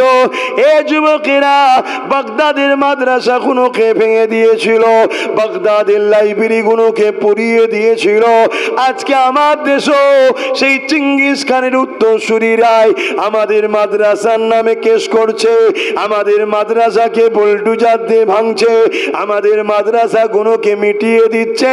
কিন্তু মনে রাখবেন, আজকে চিঙ্গিস খানের উত্তরসূরিরা এতটা সাহস পাচ্ছে, এর পিছনে আমাদের গাদ্দার মুনাফে মুসলমান আছে। মানতে পারছেন আপনারা? এইটাকে খেয়াল করুন, সব উত্তর পাবেন। চিঙ্গিস খান ওই সময় বাগদাদে গিয়ে বিশাল আতঙ্ক তৈরি করেছে, আগুন ধরিয়ে দিচ্ছে, মসজিদ মাদ্রাসা লাইব্রেরি গুলোকে সব আগুনে পুড়িয়ে দিতে লেগেছে। গ্রামকে গ্রাম মুসলমান দিওকে আগুন ধরিয়ে পুড়িয়ে দিতে লেগেছে। এই হামলা করতে করতে করতে বাগদাদের একটা বড় মাদ্রাসায় এসে হাজির হয়েছে। ওই মাদ্রাসায় একটা দুটো নয়, 300 আলেমে দিনকে চিঙ্গিস খান বন্দি করেছে। বন্দি করে 3টে কাতারে 100 করে ভাগ করে দাঁড় করিয়েছে। দাঁড় করাবার পরে জাল্লাদকে বলতে লেগেছে, প্রথম কাতারের উলামা গুনোর গর্দান উড়িয়ে দাও। কি জুলুম হয়েছে আমাদের উপরে জানেন? এরপরও পৃথিবীতে আজকের দিনও সব থেকে দ্রুত যে ধর্মের দিকে মানুষ ঢুকছে, ওই ধর্মটার নাম ইসলাম। জোরে বলুন সুবহানাল্লাহ। কম জুলুম হয়নি আমাদের উপরে। আর সব থেকে বেশি টার্গেট আমার ইমাম ভাই,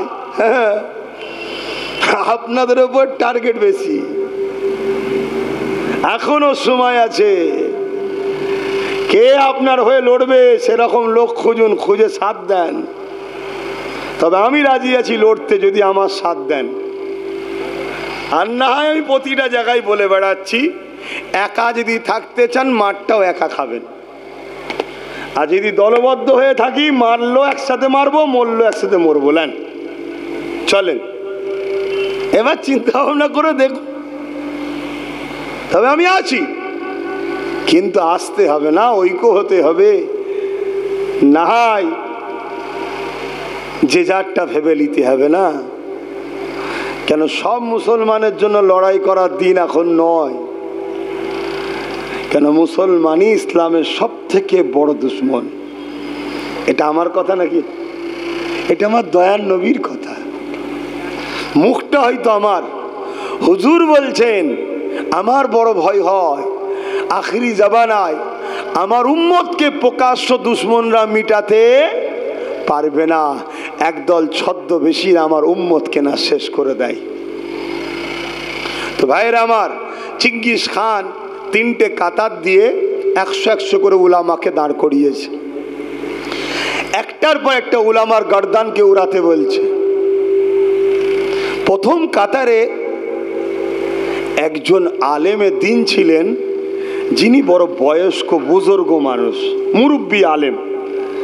যখনই গর্দান উড়াচ্ছে, ভেবে দেখুন ভাই, কিভাবে আলেমগুলোকে মেরেছে, কিভাবে কোরআন, ইসলামের হাদিস, কোরআনের বলনেওয়ালাগুলোকে খতম করেছে সন্ত্রাসেরা। কিন্তু দুঃখের বিষয়, মিডিয়া তাদের হাতে, তারা সন্ত্রাসী করে আর বদলাম আমাদের ঘাড়ে চাপায়। নকলের গায়ে লিখা আছে নকল হইতে সাবধান। সন্ত্রাসী প্রচার করছে সন্ত্রাস রুখতে হবে, শুনছেন তো নাকি? কিন্তু আব্বাস সিদ্দিকী একা বলাতে কি আর হবে? আমার একা বলাতে কি আর হবে? প্রতিটা মসজিদ থেকে যদি অন্যায়ের বিরুদ্ধে ন্যায়ের পক্ষে আওয়াজ উঠত, প্রতিটা জলসায় যদি অন্যায়ের বিরুদ্ধে ন্যায়ের পক্ষে আওয়াজ উঠত, ফাজাইলের আমল বন্ধ করো আলোচনা, ফাজাইলের আলোচনা বন্ধ করো। ইসলাম ফাজাইলের উপরে দাঁড়িয়ে নাই, ইসলাম আকায়েদের উপরে দাঁড়িয়ে আছে। এই করলে এই নেকি, এই করলে এই নেকি, এই করলে এই নেকি। নেকিটা নিয়ে যাবে কে? যার ইমান নেই সে নেকি করে কি করবে? হ্যাঁ, আকীদার উপরে তো ইসলাম দাঁড়িয়ে আছে। একটা মানুষ যদি সারা জীবনও কোনো ভালো কাজ নাও করে থাকে, দিল থেকে যদি একবার মেনে নেয় আল্লাহকে সেওয়া দুসরা কোই মাবুদ হি নেই আর মোহাম্মদ সাল্লাল্লাহু আল্লাহর আখেরি রসুল প্যাসেঞ্জার, দিল থেকে যদি মেনে নেয়, সে আজাব খেটে খেটে হলো একদিন না একদিন জান্নাত যাবেই। জোরে বলুন সুবহানাল্লাহ। শুনছেন? আর আরেকটা লোক মসজিদের সঙ্গে সবসময় জুড়ে রেখেছে, মসজিদ ছাড়া ঘরেই যায় না, সেজদাই পড়ে থাকে, রোজা দেখেই রেখে সারা বছর কাটায় 5 দিন ছাড়া, হজ প্রতি বছরে যায়, মসজিদ মাদ্রাসা হাজার হাজার করেছে, কিন্তু তার দিলে যদি রসুলের সম্বন্ধে যার্রা পরিমাণ গোস্তাখি বুরাই আদবের খেলাফ থাকে, ও বেটা যদি মা কি বলে কাবার হাতেমের মধ্যে সেজদাই পড়েও যদি মারা যায়, হাতেমটা হলো কাবারই অংশ, জানেন তো, দেয়াল দিয়ে ঘিরা আছে এরকম বুক মাপের, ওর মধ্যেও যদি সেজদাই পড়ে মারা যায়, ও জাহান্নামে ঢুকবে, আর জীবনে বেরোবে না। কারণ পুরো কায়নাতের মিশনটাই আল্লাহ করেছে বন্ধুর জন্য। সবকিছুর মালিককে, জোরে বলুন আল্লাহ, এতে কোনো সন্দেহ নেই। কিন্তু সমস্ত লক্ষ্যটা হলো বন্ধুর কেন্দ্রিক, বন্ধুর খুশির জন্যে, বন্ধুর ভালোবাসায়, বন্ধুর নজরানা। এই পৃথিবী, কায়নাত, জান্নাত সব কিছু, আচ্ছা সেই নবীর যদি হতে না পারলাম তাহলে কার হব? আর তো যাক, চেঙ্গিস খান এভাবে কতল করছে। ওই আলেমে দিন বুজুর্গ যিনি ছিলেন, তিনি প্রথম কাতার থেকে পিছন কাতারে চলে গেলেন। ভাই এ কথা আপনাদের আলোচনায় অসুবিধা আছে নাকি? কারণ এটা জানা দরকার, ইতিহাস, ইতিহাস জানতে হবে। আমরা ভাবছি যে শুধু আমাদের ওপরে জুলুম হচ্ছে, না না না, আমাদের ওপরে তো এখনো কিছু হয়নি, এখনো কিছু হয়নি। এখন শুধু মাঝে মাঝে টেস্ট করে দেখছে গোলাম কতটা হয়েছে, ইমানদার আছে না বেঈমান হয়ে গেছে। কারণ ইমানদার থাকলে ওরা লাগবে না, যতক্ষণ না বেঈমান বানাতে পারছে ততক্ষণ ওরা ডাইরেক্ট আসবে না। কেন ওরা জানে ইমানদার খালি হাতে দাঁড়িয়ে আছে তো কি হয়েছে, শুধু একবার বলবে আল্লাহ, জমিনকে সরিয়ে দিয়ে ভরে দেবে। জোরে বলুন সুবহানাল্লাহ। কি হবে না হবে না? এখানে অনেক উলামা ভাইয়েরাও রয়েছেন। ইমাম মেহদী আলাইহিস সালামকে সর্বপ্রথম আল্লাহ সাহায্য করবে কবে? যখন একটা গোত্তরে একটা কাফেলা, ইহুদি খ্রিস্টানদের একটা বাহিনী খবর পাবে ইমাম মেহদী আলাইহিস সালাম এসে গেছে, একটা কাফেলা তৈরি করছে, ট্রেনিং দিচ্ছে, তখন একটা বিশাল বাহিনী বেরোবে ইমাম মেহদী আলাইহিস সালামকে ধ্বংস করে দিবার জন্য। বাদা নামে একটা জায়গা আছে, মক্কা মদিনার বিচখানে একটা জায়গা, কথা বোঝা আসছে? ওই জায়গার কথা বললেন, সেই জায়গার কাছাকাছি যখন তারা পৌঁছবে, কেন মক্কা মদিনায় তো ঢুকতে পারবে না তারা, জমিনকে আল্লাহ ফাট করে দেবে, হাজার হাজার লাখ লাখ খ্রিস্টান বাহিনী যারা আসবে সব জমিনে ঢুকে যাবে। জোরে বলুন সুবহানাল্লাহ। জমিনকে আল্লাহ আবার বন্ধ করে দেবে। আল্লাহ সাহায্য হবে না হবে না? কিন্তু কার জন্য হচ্ছে? ইমানদার দরকার, ইমানদার দরকার। তো ভাইরা আমার, এই উলামা যখন দ্বিতীয় কাতারে চলে যায়, চেঙ্গিস খান দেখেছে কিন্তু কিছু বলেনি। আবার জাল্লাদকে হুকুম করলো দ্বিতীয় কাতারের উলামাদের গর্দান উড়াও। কিভাবে জুলুম করেছে আলেমদের দিনগুলোর উপরে। আবার দ্বিতীয় কাতারের আলেমদের গর্দান উড়াচ্ছে। ওই বুজুর্গ উলামা তিনি আবার লাস্ট কাতারে চলে গেলেন। আর লাস্ট কাতারে যখন গেছে, চেঙ্গিস খান তখন ঘোড়ার কে আগিয়ে নিয়ে এসে ওই উলামার সামনেই দাঁড়িয়েছে, দাঁড়িয়ে বলছে, এ উলামা, এ মুরব্বি, এবারে তুমি যাবে কোথায়? প্রথম কাতার থেকে দ্বিতীয় কাতার, দ্বিতীয় কাতার থেকে তৃতীয় কাতার, এবারে তো তোমাদের সবার গর্দান উড়ানো হবে তৃতীয় কাতার, চতুর্থ কাতারে তো কেউ নেই, যাবে কোথায়? এরকম একটা টাইমে, এরকম একটা অবস্থাতে 199টা উলামার লাশ দেখা অবস্থাতে ওই আলেমের দিনটা কি বলছে জানেন? আসমানের দিকে মুখ করে বলছে আল্লাহ আছে। জোরে বলুন সুবহানাল্লাহ, আরো জোরে বলুন সুবহানাল্লাহ। আর আমাদের দশা কি? এই সময় আল্লাহ আছে বেরোবে? বলে এই সময় আল্লাহ আছে বেরোবে? আমাদের ঘরে সামান্য চাপ দিলেই তো দল চেঞ্জ করে ফেলছি। কি সামান্য একটু চাপ দিলে শুধু ফোন এসেছে, কালকের মধ্যে দেখা কর, নাই বোলডুজার লিজেছি, শুনছেন না? শোনেন অমনি ও কি হবে কি হবে কি হবে, আমাদের এখানেই শেষ। হায় হায়। তবে হ্যাঁ, আজও ইমানদার আছে। কে বলেছে নাই? কে বলেছে নাই? এমনও ছেলে আছে যাদেরকে থানায় তুলে নিয়ে যে ঘন্টার পর ঘন্টা বিভিন্ন লোভ টোপ অনেক কিছু প্রলোভন দিয়ে ভয় দেখিয়ে চেঞ্জ করার চেষ্টা করো, তাদেরকে হক থেকে বার করতে পারছে না। কে বলেছে নাই? এমনও অনেক মানুষ আছে যাদের ঘর বাড়ি সব ভেঙে দিয়েছে, তারপরও ইসলামের ওপরে, হকের ওপরে, ন্যায়ের ওপরে কঠোরভাবে এখনো দাঁড়িয়ে আছে। চীনে চলে যান, চীনের মুসলমানগণকে রোজা রাখার দরুন কি না জুলুম করেছে, তারপরেও কিন্তু তারা ইসলাম ছাড়ছে না। জোরে বলুন সুবহানাল্লাহ। এই তো সেদিন দেখছিলাম এক মুরব্বী, তাও 50-55 বছর বয়স হবে, তার মুখে দাড়ি ধরে আমার দেশেতে ইসলাম বিরোধী স্লোগান দিতে বলছে। সে মুরব্বী বলছে মেরে ফেললো, আমি আল্লাহ ছাড়া অন্য কোনো নাম নেব না। বলুন সুবহানাল্লাহ। ইমান নেই কি বলেছে? আছে। আরে এদের জন্য দুনিয়া আছে, এদের জন্যই আল্লাহ দুনিয়া রেখেছে। আমরা বাহ্যিক সুন্দর দেখে মনে করি খুব সুন্দর, না, আল্লাহ অন্তর দেখে, অন্তর। আহা, যখনই ওই উলামা বলেছেন আল্লাহ আছে, চেঙ্গিস খান রেগে লাল। তুমি এই সময় তো আল্লাহ বলছো, জাল্লাদকে হুকুম করেছে।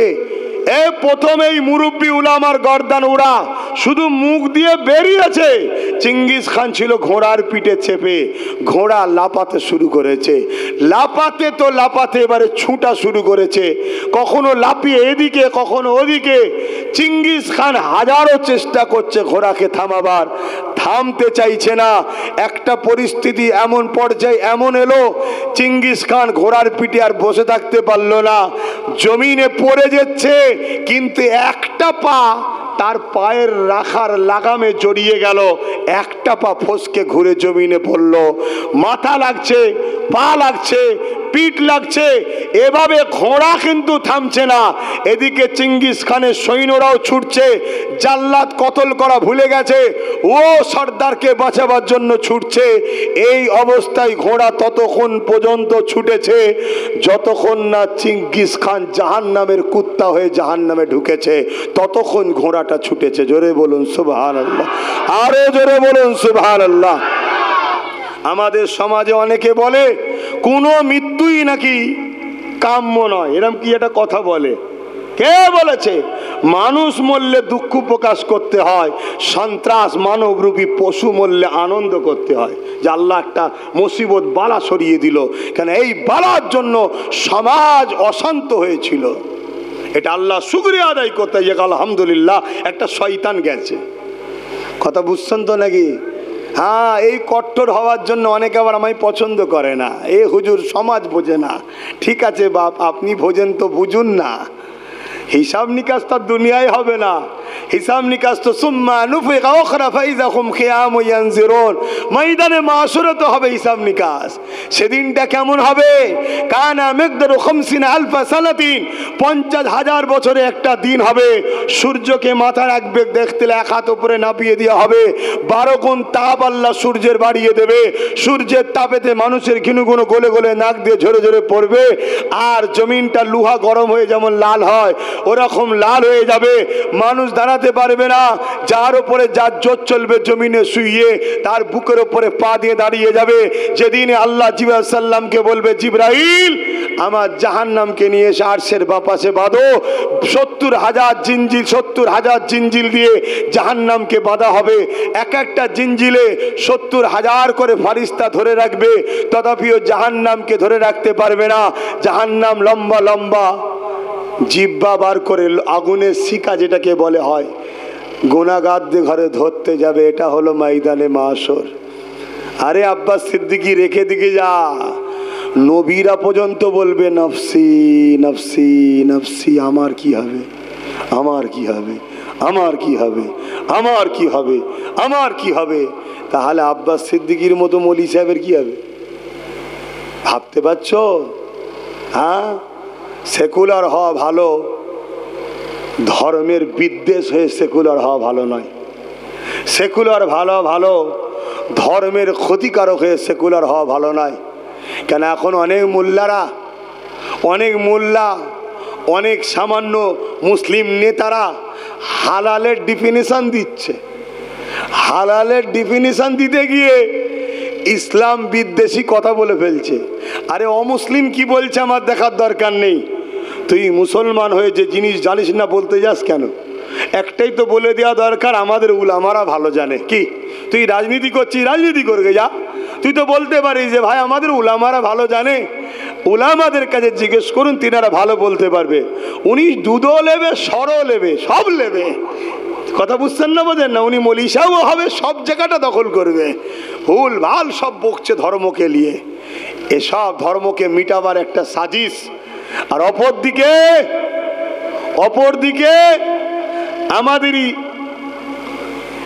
আশপাশে কোনো জায়গায় কোনো হোটেলে খাওয়া দাওয়া কোনো এক সময় করতে যাওয়া হয়েছে, এখন বলছে চিকেন খান না, অসুবিধে নেই, হালাল, চিকেন খান হালাল। তারও অনেকে ছিল, তারা বলছে হালাল যখন তাহলে অসুবিধে কি আছে। আমি আমার কথা বলছি, আমি বলছি ভাই হালালটা কে করেছে? বলছে কেন আনন্দ? ওদের মেন্টালিটি মানে 3 প্যাঁচ দিলে হালাল, 2.5 প্যাঁচ দিলে হালাল। শুনছেন তো নাকি? ও জানেই না যে আল্লাহর নাম ছাড়া অন্য কারো নামের খাদ্য খাওয়া বা পশু জবাই করা হারাম। আর হারামকে কেউ যদি বিসমিল্লাহ বলে খায় কাফের, বিবি থাকলে তালাক, এ জানে। তাহলে আজকে আমাদের রাজ্য সরকার আমাদেরকে প্ল্যান মাফিক হারাম খাওয়াবার প্ল্যান করছে না, করে না? কথা বলছে না তো। কই এলিয়ে কোনো আলেম উলামা ইমাম পীর পীরজাদার মুখে কথা আছে? সমাজকে জাগাচ্ছে যে খবরদার ও চক্রান্তে পড়ুনি, ও বেঈমান, আমাদেরকে বেঈমান বানাতে চাইছে, ও হারামখোর, আমাদেরকে হারামখোর বানাতে চাইছে। কেউ বলছে না? বলবনি বাবা যদি পুলিশ তুলিয়ে যায়, না বলবনি বাবা যদি আমার আলোটা খুলে নেয়, না বলবনি বাবা আমার পিছনে আগে পিছু গাড়ি ঘোরে, গাড়ি যদি বন্ধ হয়ে যায়, না বলবনি বাবা আমার যে মাসে মাসে ভাতা আসে বন্ধ হয়ে যায়। আরে ভাতা শুধু ইমাম লাইনে, আরো অনেকে লাই। ইমাম তো 3000 পায়, অনেকে চুপি চুপি 2 লাখ 4 লাখ 5 লাখ করে মাসে মাসে পায়। হ্যাঁ, তুমি আছো কোথায়? গাদ্দার না হলে ইসলামের বিরুদ্ধে কথা বলার কোনোদিন ইসলামের দুশ্মনদের প্রকাশ্য সাহস ছিল না। লোহার কাজ তো কাটবে, কিন্তু লোহা অপারক পড়েই থাকবে যদি বাঁট না তাতে গাছ লাগায়। শুনছেন তো নাকি? অতএব ইসলামের দুশ্মন তো ইসলামকে মিটাবার জন্য চেষ্টা করবে, কিন্তু অপারক যতক্ষণ না মুসলিম মুনাফিকরা ওদের সাথ দেয়। কি গো কষ্ট হচ্ছে নাকি? আমি বাবের আমি ওয়াজ করি, আমার পরে আসবেন আমাদের মৌলানা আরিফুল ইসলাম ভাই, তাই তো নাকি? হ্যাঁ, তিনি আপনাদের কাছে মহব্বতের কিছু কথা বলে দোয়া করবে খুনি। আমি বলি নাকি? কি গো হাফেজ সাহেব, অসুবিধা হচ্ছে নাকি? আহা, মন দিয়ে শুনে রাখবেন, আমার নবী পাক অনেক কষ্ট করেছেন এই দিন ইসলামের জন্য। যদি আপনি ইসলামের উপকার করতে নাও পারেন, আপনার দ্বারা ইসলামের ক্ষতি যেন না হয়ে যায়। গুনাহ করলে গুনার মাপ আছে, কিন্তু ইসলামের ক্ষতি করলে মাপ নাই। কেন ইসলামের ক্ষতিকারক ইসলামের মধ্যে থাকে না, সে বেঈমান ইমান হারা হয়ে যায়। আপনি সিনেমা দেখেছেন, নিজের ক্ষতি করেছে, গান শুনেছেন, নিজের ক্ষতি করেছে, যাত্রায় গেছে, নিজের ক্ষতি করেছে। এ যুবকেরা, এখনো নিজের অন্যায় করলে কিন্তু ইসলামের ক্ষতি যদি করে, ইসলামকে যদি মিটাতে যারা চায় তাদেরকে যদি সহযোগিতা করে শক্তিশালী করলে, মনে রাখবেন আল্লাহ পাক আপনাকে ছেড়ে দেবে না। ছাড় তো আল্লাহ ফেরাউনকেও দিয়েছিল, ছেড়ে কিন্তু দেয়নি। নমরুদকেও আল্লাহ ছাড় দিয়েছিল, ছেড়ে কিন্তু দেয়নি। আল্লাহ পাক অবশ্যই ওই ময়দানে মাশর হিসাবটা বুঝে নেবে।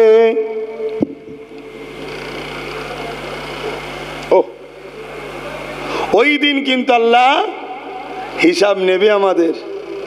এত কঠিন দিন হবে, ওই দিনে আল্লাহ কাউকে ছাড়বে না, সবাইকে দাঁড়াতে হবে। আদম আলাইহিস সালাম থেকে শুরু করে পৃথিবীর শেষ মানুষটা যে আসবে, সবাইকে ওই দিনে দাঁড় করাবে আল্লাহ। আর আরশে আজিমের ছায়া 7 শ্রেণীর মানুষ পাবে। তার মধ্যে এক শ্রেণী হলো যারা রাসূলুল্লাহর উপরে মহব্বতের সাথে বেশি বেশি দরুদ পড়তো। জোরে বলুন সুবহানাল্লাহ। আর একটা বলে যাই, আর এক শ্রেণীর লোক আরশের ছায়া পাবে যারা হবে সময়ের শাসক কিন্তু নাই পরায়ণ। কি বললাম? নাই পরায়ণ লিডার, শাসক যে হবে, আল্লাহ তাকেও আরশের ছায়া দেবেন। জোরে বলুন সুবহানাল্লাহ। ইসলামে যদি রাজনীতি না থাকে, তাহলে সময়ের শাসক নাই পরায়ণ যদি না হয়, তাহলে আরশের ছায়া কে পাবে? কথা বুঝে আসছে? আখরি জামানা কিয়ামতের কথা বেশি বেশি চিন্তা করবেন। আল্লাহ নবী জানিয়ে দিলে এই কিয়ামতের দিনে তামাম নবীরাও নফসি নফসি করবে। ওয়া ইয়াকুলু আদম সফিউল্লাহ নফসি নফসি, ওয়া ইয়াকুলু মূসা কালিমাতুল্লাহ নফসি নফসি, ওয়া ইয়াকুলু ঈসা রূহুল্লাহ নফসি নফসি। এ যুবকেরা, তরুণীরা, বাবেরা, সমস্ত নবীরাই নফসি নফসি করবে। এই কঠিন দিনে একদল মানুষ হযরত আব্বাজান আদম আলাইহিস সালামের কাছে যাবে। ও আব্বাজান আদম আলাইহিস সালাম, আপনি আমাদের জন্য আল্লাহ পাকের কাছে আজকে আরজু জানান, এই কঠিন দিনে আর আমরা দাঁড়াতে পারছি না, আল্লাহ যেন বিচার শুরু করে দেয়, এতে ফয়সালা যেটা হবে সেটা হয়ে যায়, কিন্তু ময়দানে মাশরে দাঁড়াতে পারছি না। এ যুবকেরা মন দিয়ে শোনে, কি কঠিন দিন হবে। হযরত আদম সাল্লামও বলবে, ইযহাবু ইলা গায়রি, অন্য কারো কাছে যাও। নফসি নফসি নফসি, আমি আদম গন্ধম খেয়েছিলাম। আল্লাহ যদি আজকে আবার জিজ্ঞাসা করে, কি জবাবটা দেবো? এই আদম নবীর কি গুনাহ আছে নাকি? একটু কথা বলেন না। না, গুনাহ নেই। নবীরা হলো বেগুনা মাসুম। নবীরা কি? বেগুনা মাসুম। বাচ্চারা কিন্তু মাসুম নয়, বাচ্চারা হলো বেগুনা। মাসুম বলা হয় তিনাদেরকে যাদের গুনার পার্টসটাই নাই, অর্থাৎ গুনাহ কখন হবেও না। যদি বলে আদম নবী গন্ধম ফল খেয়েছিল, গন্ধম ফল খেয়ে কোনো গুনাহ করেনি। শুনছেন? গন্ধম ফল খেয়ে কোনো গুনাহ করেনি, কেন? এটা ছিল স্লিপ হয়ে যাওয়া, বেখিয়াল হয়ে যাওয়া, আর আল্লাহর ইশারাতেই হয়েছে। আল্লাহ একদিকে বলছে ওই গাছের ধারে যাবে না, ফল খাবে না, নিষেধ করেনি। আল্লাহ বলছে ওই গাছের ধারে যাবে না, আর অপর দিকে আল্লাহ বলছে তুমি দুনিয়ায় যাবে, তোমার আওলাদ দুনিয়াতে হবে, দুনিয়া তোমার দ্বারা বিস্তার করব। যদি ফল না খাই দুনিয়ায় আসবে কি করে? কথা কিছু বুঝছেন? সব খোদার হিকমত। এবারে প্রশ্ন হতে পারে, তাহলে 300 বছর বা 3000 বছর ইখতিলাফ আছে, 300 বছরই যদি কেঁদে থাকে, তা কেঁদেছিলেন কেন? আমার নবী দৈনিক 70 বার তওবা করতেন। কতবার? কেন করতেন? নবীর গুনাহ আছে নাকি? তাহলে কেন করতেন? নবীরা হলো মডেল, আর বাপ আদম হলো সন্তানদের জন্য মডেল। বাপের খসলত ছেলের কাছে আসে, তা ছেলে বলবে বাপ ভুল না করে যদি 300 বছর কাঁদতে পারে, তাহলে আমি ভুল করে কেন কাঁদবো না? যাতে আমরা কাঁদি ভুল করার পরে। এজন্য আব্বা কেঁদেছিলেন। জোরে বলুন সুবহানাল্লাহ। এই সব কিছু একটা প্রক্রিয়া, একটা ড্যামি মডেল হয় না, ড্যামি বুঝাবার জন্য বলছি, আমাদেরকে স্যাম্পল দেখাবার জন্য। তা সব ঘটনাগুলো আমাদের জন্য ট্রেনিং। কথা বুঝাতে পারছি? আমাদের জন্য সব ট্রেনিং। তো যাক, বাপ আদম আলাইহিস সালাম বলবে ইযহাবু ইলা গায়রি, অন্য কারো কাছে যাও, নফসি নফসি, আমার কি হবে? ভাবতে পারছেন কি দিন? এই যুবকরা শুনছো, ভাবতে পারছো কি দিন? তাই আমি বলে যাই, গুনাহ যদি হয় মাফের রাস্তা আছে। দুনিয়াতে যদি মাফ নাও হয়, ময়দানে মাশরে আল্লাহ আকবার রহমতের করুণার নজরের পানি বর্ষণ করবে। ওই পানিও যদি তোমার নসিবে পেয়ে যায়, ওখানেও দ্বিতীয় মাফের জায়গা আছে। তাও যদি মাফ না হয়, আযাব খেটে হওয়ার পরেও কিন্তু জান্নাত গুনাহগারদের ঈমানদারদের জন্য আছে। কিন্তু বেঈমানের, ইসলামের দুশমনদের নাজাত, জোরে বলুন না গো, না। এইটা মাথায় সব সময় রাখো, সব সময় মাথায় এটা রাখো। আর আরেকটা কথা মাথায় রাখবে, মুখ দিয়ে যেটা দেবে ওই খাদ্যটা যেন হালাল হয়, এটা মাথায় রেখো।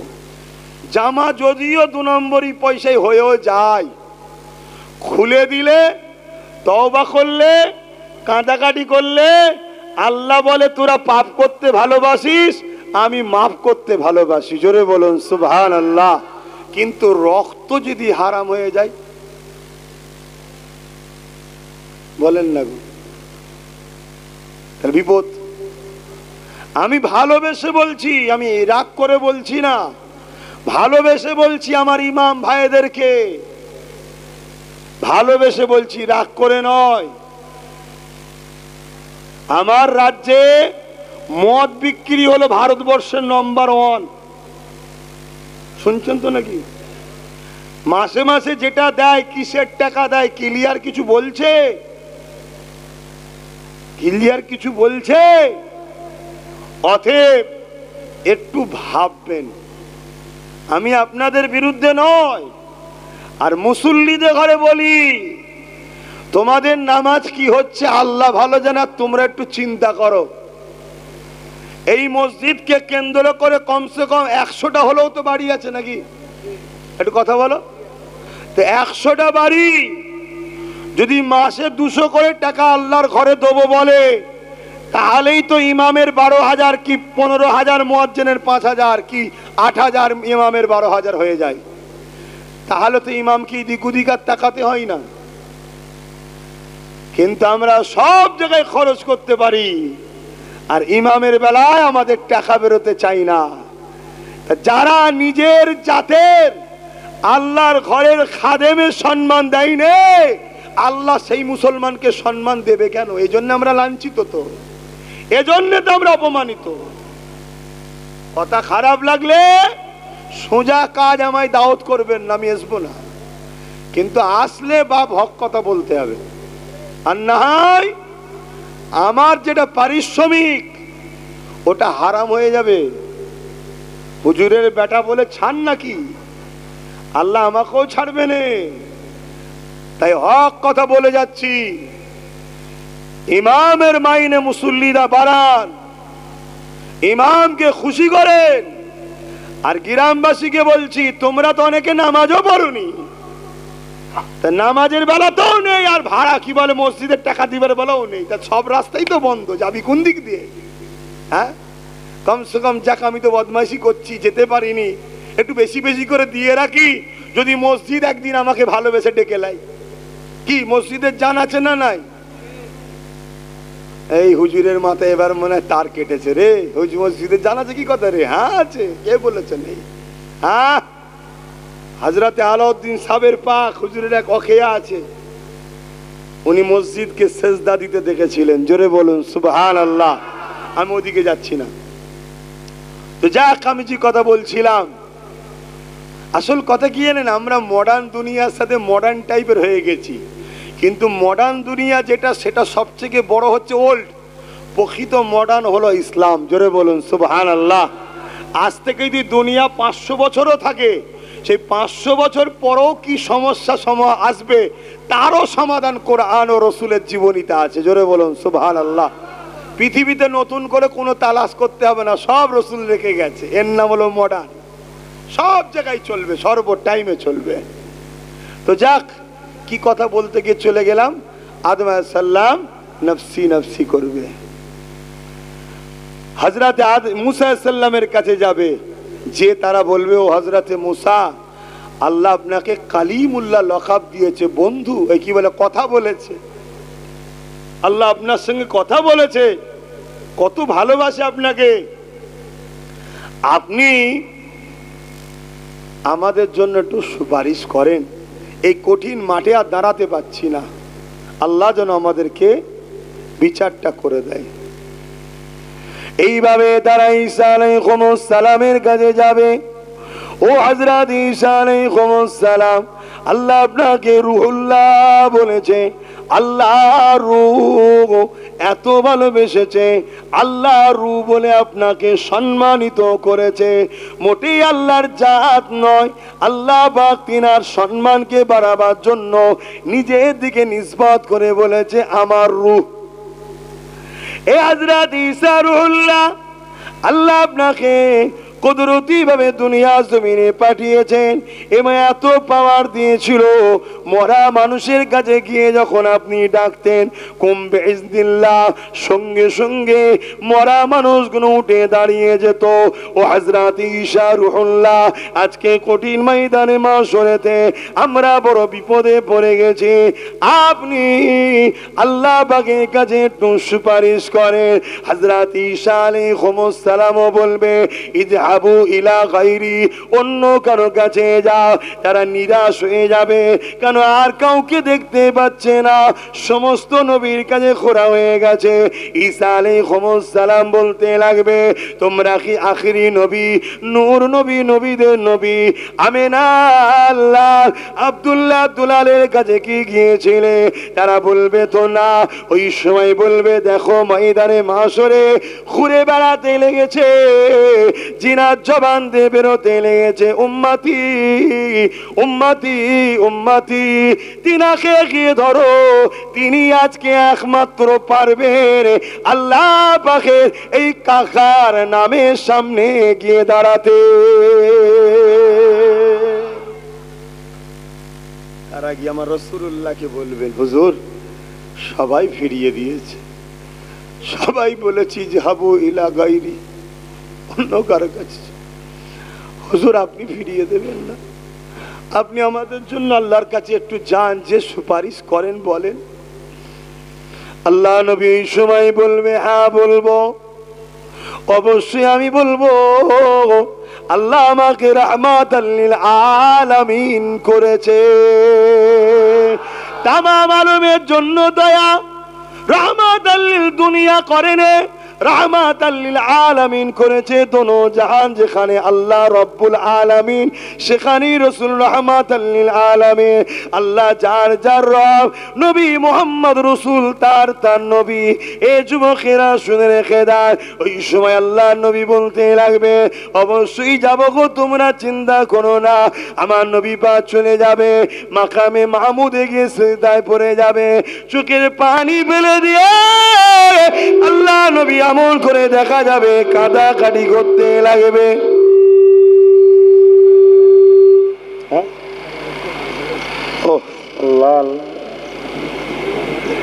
কি হলো?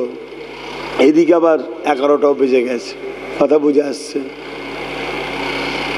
আমার নবী পাক ওই সময় সিজদায় পড়ে গিয়ে আল্লাহ পাকের কাছে রোনাজারি করতে লাগবে। আল্লাহ পাক বিচারটা শুরু করে দেন।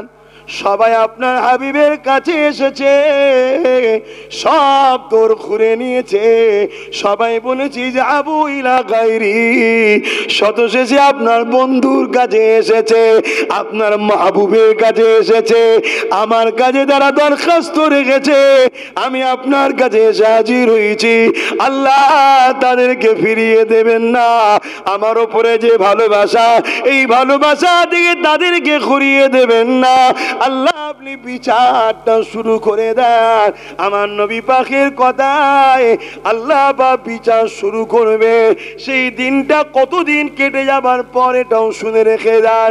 এই নবী পর্যন্ত আস্তে আস্তে নবী পাককে বিচার শুরু করার যে সিজদা বলবে, এতদিনের মধ্যে কানা মিকদারু 50 আলফা সানাতি, 50,000 বছর অলরেডি তখন কেটে গেছে। এ যুবকেরা, তরুণেরা, বিচার সেদিন শুরু হয়ে যাবে। ভাবতে পারছেন কি কঠিন দিন? এই দিনের জন্য চিন্তা করে আমার বাপেরা, ভাইয়েরা একটু ভাববেন। দুনিয়া আমাদের চিরস্থায়ী নয়, দুদিনের, আজ আছি কাল নাই। তো যাক, সময় একের পর এক উলামা আসবে, অন্যজনেরও টাইম আছে, আমাকে সংক্ষেপ করতে হবে। ইচ্ছা থাকলেও বলার ইচ্ছা যাচ্ছে, কিন্তু মাইক আমাকে বলতে দিচ্ছে না। যখন খুব মুকলি যাচ্ছি, পুরো ভেতর থেকে কলজে টেনে বার করার মতো টানছে, আর একটু দূরে যেই সরে যাচ্ছে আর আওয়াজ আপনারা পাচ্ছেন না। আপনারা যদিও পান, আমি পাচ্ছি না। এবারে মাইক কলাকে দোষ দেবো না, কেন ইলেকট্রনিক জিনিস কখন খারাপ হয়ে যায়, কি হয় না হয় কি করে বলবে বলেন না? সব দিনটা কি সমান যায়? আমরা মানুষ, আল্লাহ তৈরি, আমরাও কোন দিন ভালো থাকি, কোন দিন খারাপ হয়ে যায়। অতএব এগুলো হয়েই যায়। যা আল্লাহ বলালেন আপনারা যাক বুঝতে পারলেন তো নাকি? অতএব এই দিনকে ভয় করে দুনিয়ায় আল্লাহর পরীক্ষাতে পাশ করেন। আল্লাহ কখনো ভয় দেখিয়ে, কখনো জালিম শাসক দিয়ে, কখনো ভয় দিয়ে, কখনো রুজি দিয়ে, কখনো গরিব করে, কখনো সন্তান দিয়ে, কখনো সন্তান কেড়ে নিয়ে আল্লাহ পরীক্ষা নেবে। আমি মনে করি ভারতের মুসলমান, তোমাকে আমাকে আল্লাহ পরীক্ষা নিচ্ছে জালিম মোদি সরকারকে বসিয়ে। এটা পরীক্ষা শুরু হয়েছে তোমার আমার। এই পরীক্ষায় তুমি ভয় খেয়ে গেলে হবে না। এই পরীক্ষায় তোমাকে আরো ঐক্য হতে হবে, আল্লাহর উপরে ভরসা রেখে দেশকেও যেমন বাঁচাতে হবে, নিজেদের ঐতিহ্য, ইসলামের ঐতিহ্য, মসজিদ, মাদ্রাসা, খানকা, ঈদগাহকে বাঁচাবার জন্য সংগঠিত হতে হবে, আন্দোলন আরো বাড়াতে হবে। আমি খুব শিগগিরই এই পাশে বর্গেচিয়ার আশপাশে কোনো জায়গায় আবার একটা প্রোগ্রাম করব। গতকালকে আমার প্রোগ্রাম ছিল হরিণঘাটা, নদিয়া। আমার কন্টিনিউ প্রতিবাদ সভা চলছে, আবার প্রতিটা জলসাতেও চলছে, এবং প্রতিটা জলসায় গিয়ে ইমাম ভাইদের কাছে অনুরোধ করছি, আল্লাহর ঘরে দাঁড়িয়ে আল্লাহর ঘরকে বাঁচাবার জন্য 2 লাইন হলেও প্রতিবাদ করুন। মুসল্লিকে বলুন, আমার মুসল্লিরা ভুলে যাবেন না, ওয়াকাফ কালা কানুন আমার মসজিদ, আমার মাদ্রাসা, আমার ঈদগাহ, আমার দিনের পেহচানকে ধ্বংস করবে। অতএব কেন্দ্র সরকারের বিরুদ্ধে আমাদের লড়াই করতে হবে। তাই যেখানেই ডাক আসবে আপনারা আগিয়ে যান, এই প্রচারটা আপনাদের রাখা দরকার, দায়িত্ব। দ্বিতীয় নম্বর, প্রত্যেকটা ওয়াইজিনকে বলবো, মাইক পেলে 2 ঘন্টা ওয়াজ করছেন, আলহামদুলিল্লাহ, ভালো কথা। দিনের ওসিলায় আল্লাহ আপনার পেট চালাচ্ছে, দিনের ওসিলায় আল্লাহ আপনার রুজি দিচ্ছে। অবশ্যই এই রুজি হালাল, দিনের খেদমতের পারিশ্রম আল্লাহ আপনাকে দিচ্ছে। আপনি ভুলে গেলে হবে না। 5 মিনিট হলেও আপনি বলুন কেন্দ্র সরকারের এই চক্রান্তের বিরুদ্ধে। পাশাপাশি আপনি যদি ইমানদার হন, আপনাকে এটাও বলতে হবে, রাজ্য সরকার কেন্দ্র সরকারের বিরুদ্ধে আন্দোলন করতে দিচ্ছে না কেন, এটাও কিন্তু সমাজকে জানাতে হবে, তাই তো নাকি? আমাদের লড়াই কেন্দ্র সরকারের বিরুদ্ধে, আমরা কেন্দ্র সরকারের বিরুদ্ধে কথা বলবো, কিন্তু রাজ্য সরকার বলছে আমার বাংলায় হতে দেব না, দিল্লি গিয়ে করো, দিল্লি গিয়ে করো। যদি কেউ আন্দোলন করে সব থেকে বড় দুশ্মন আমি হব। অবশ্যই রাজ্য সরকারের সঙ্গে আমার দুশ্মনী অনেক পুরাতন, তাই আমি আজও করছি। তার দুশ্মনকে থরি পাওয়া করি নাকি আমি? তার সাথে আমার অনেক আগে থেকে দুশ্মনী। তার সাথে প্রথম দুশ্মনী শুরু হয় চুচুড়ার মাদ্রাসায় রাজ্য সরকার তালা মেরেছিল, চুচুড়ার মসজিদে রাজ্য সরকার তালা মেরেছিল। ওই তালাকে যখন আমি খুলতে যাই, 13-15 হাজার লোক নিয়ে গিয়ে ইসলাম আন্দোলন হচ্ছিল। তখন রাজ্য সরকার র্যাব নেপি আমাকে চমকাতে চেয়েছিল। যাক, আমিও যেতেছিলাম, হয় লাশ যাবে আর নাই মসজিদে নামাজ পড়ে তারপরে যাব। আলহামদুলিল্লাহ, আল্লাহ সেদিন আমাদেরকে বিজয় দিয়েছিল। চুচুড়ার মসজিদের তালা খুলে নামাজ পড়ে তারপরে ঘরে এসেছিলাম। আলহামদুলিল্লাহ, সেই দিন থেকে শুরু হলো আমার লড়াই। ওই লড়াই চলছিল, ওই লড়াই হালকা হালকা চলছিল। দ্বিতীয় লড়াই শুরু হলো যখন এনআরসি, এনপিআর, কথা বুঝে আসছে, এইটা সিএ তৈরি করতে চাইলো।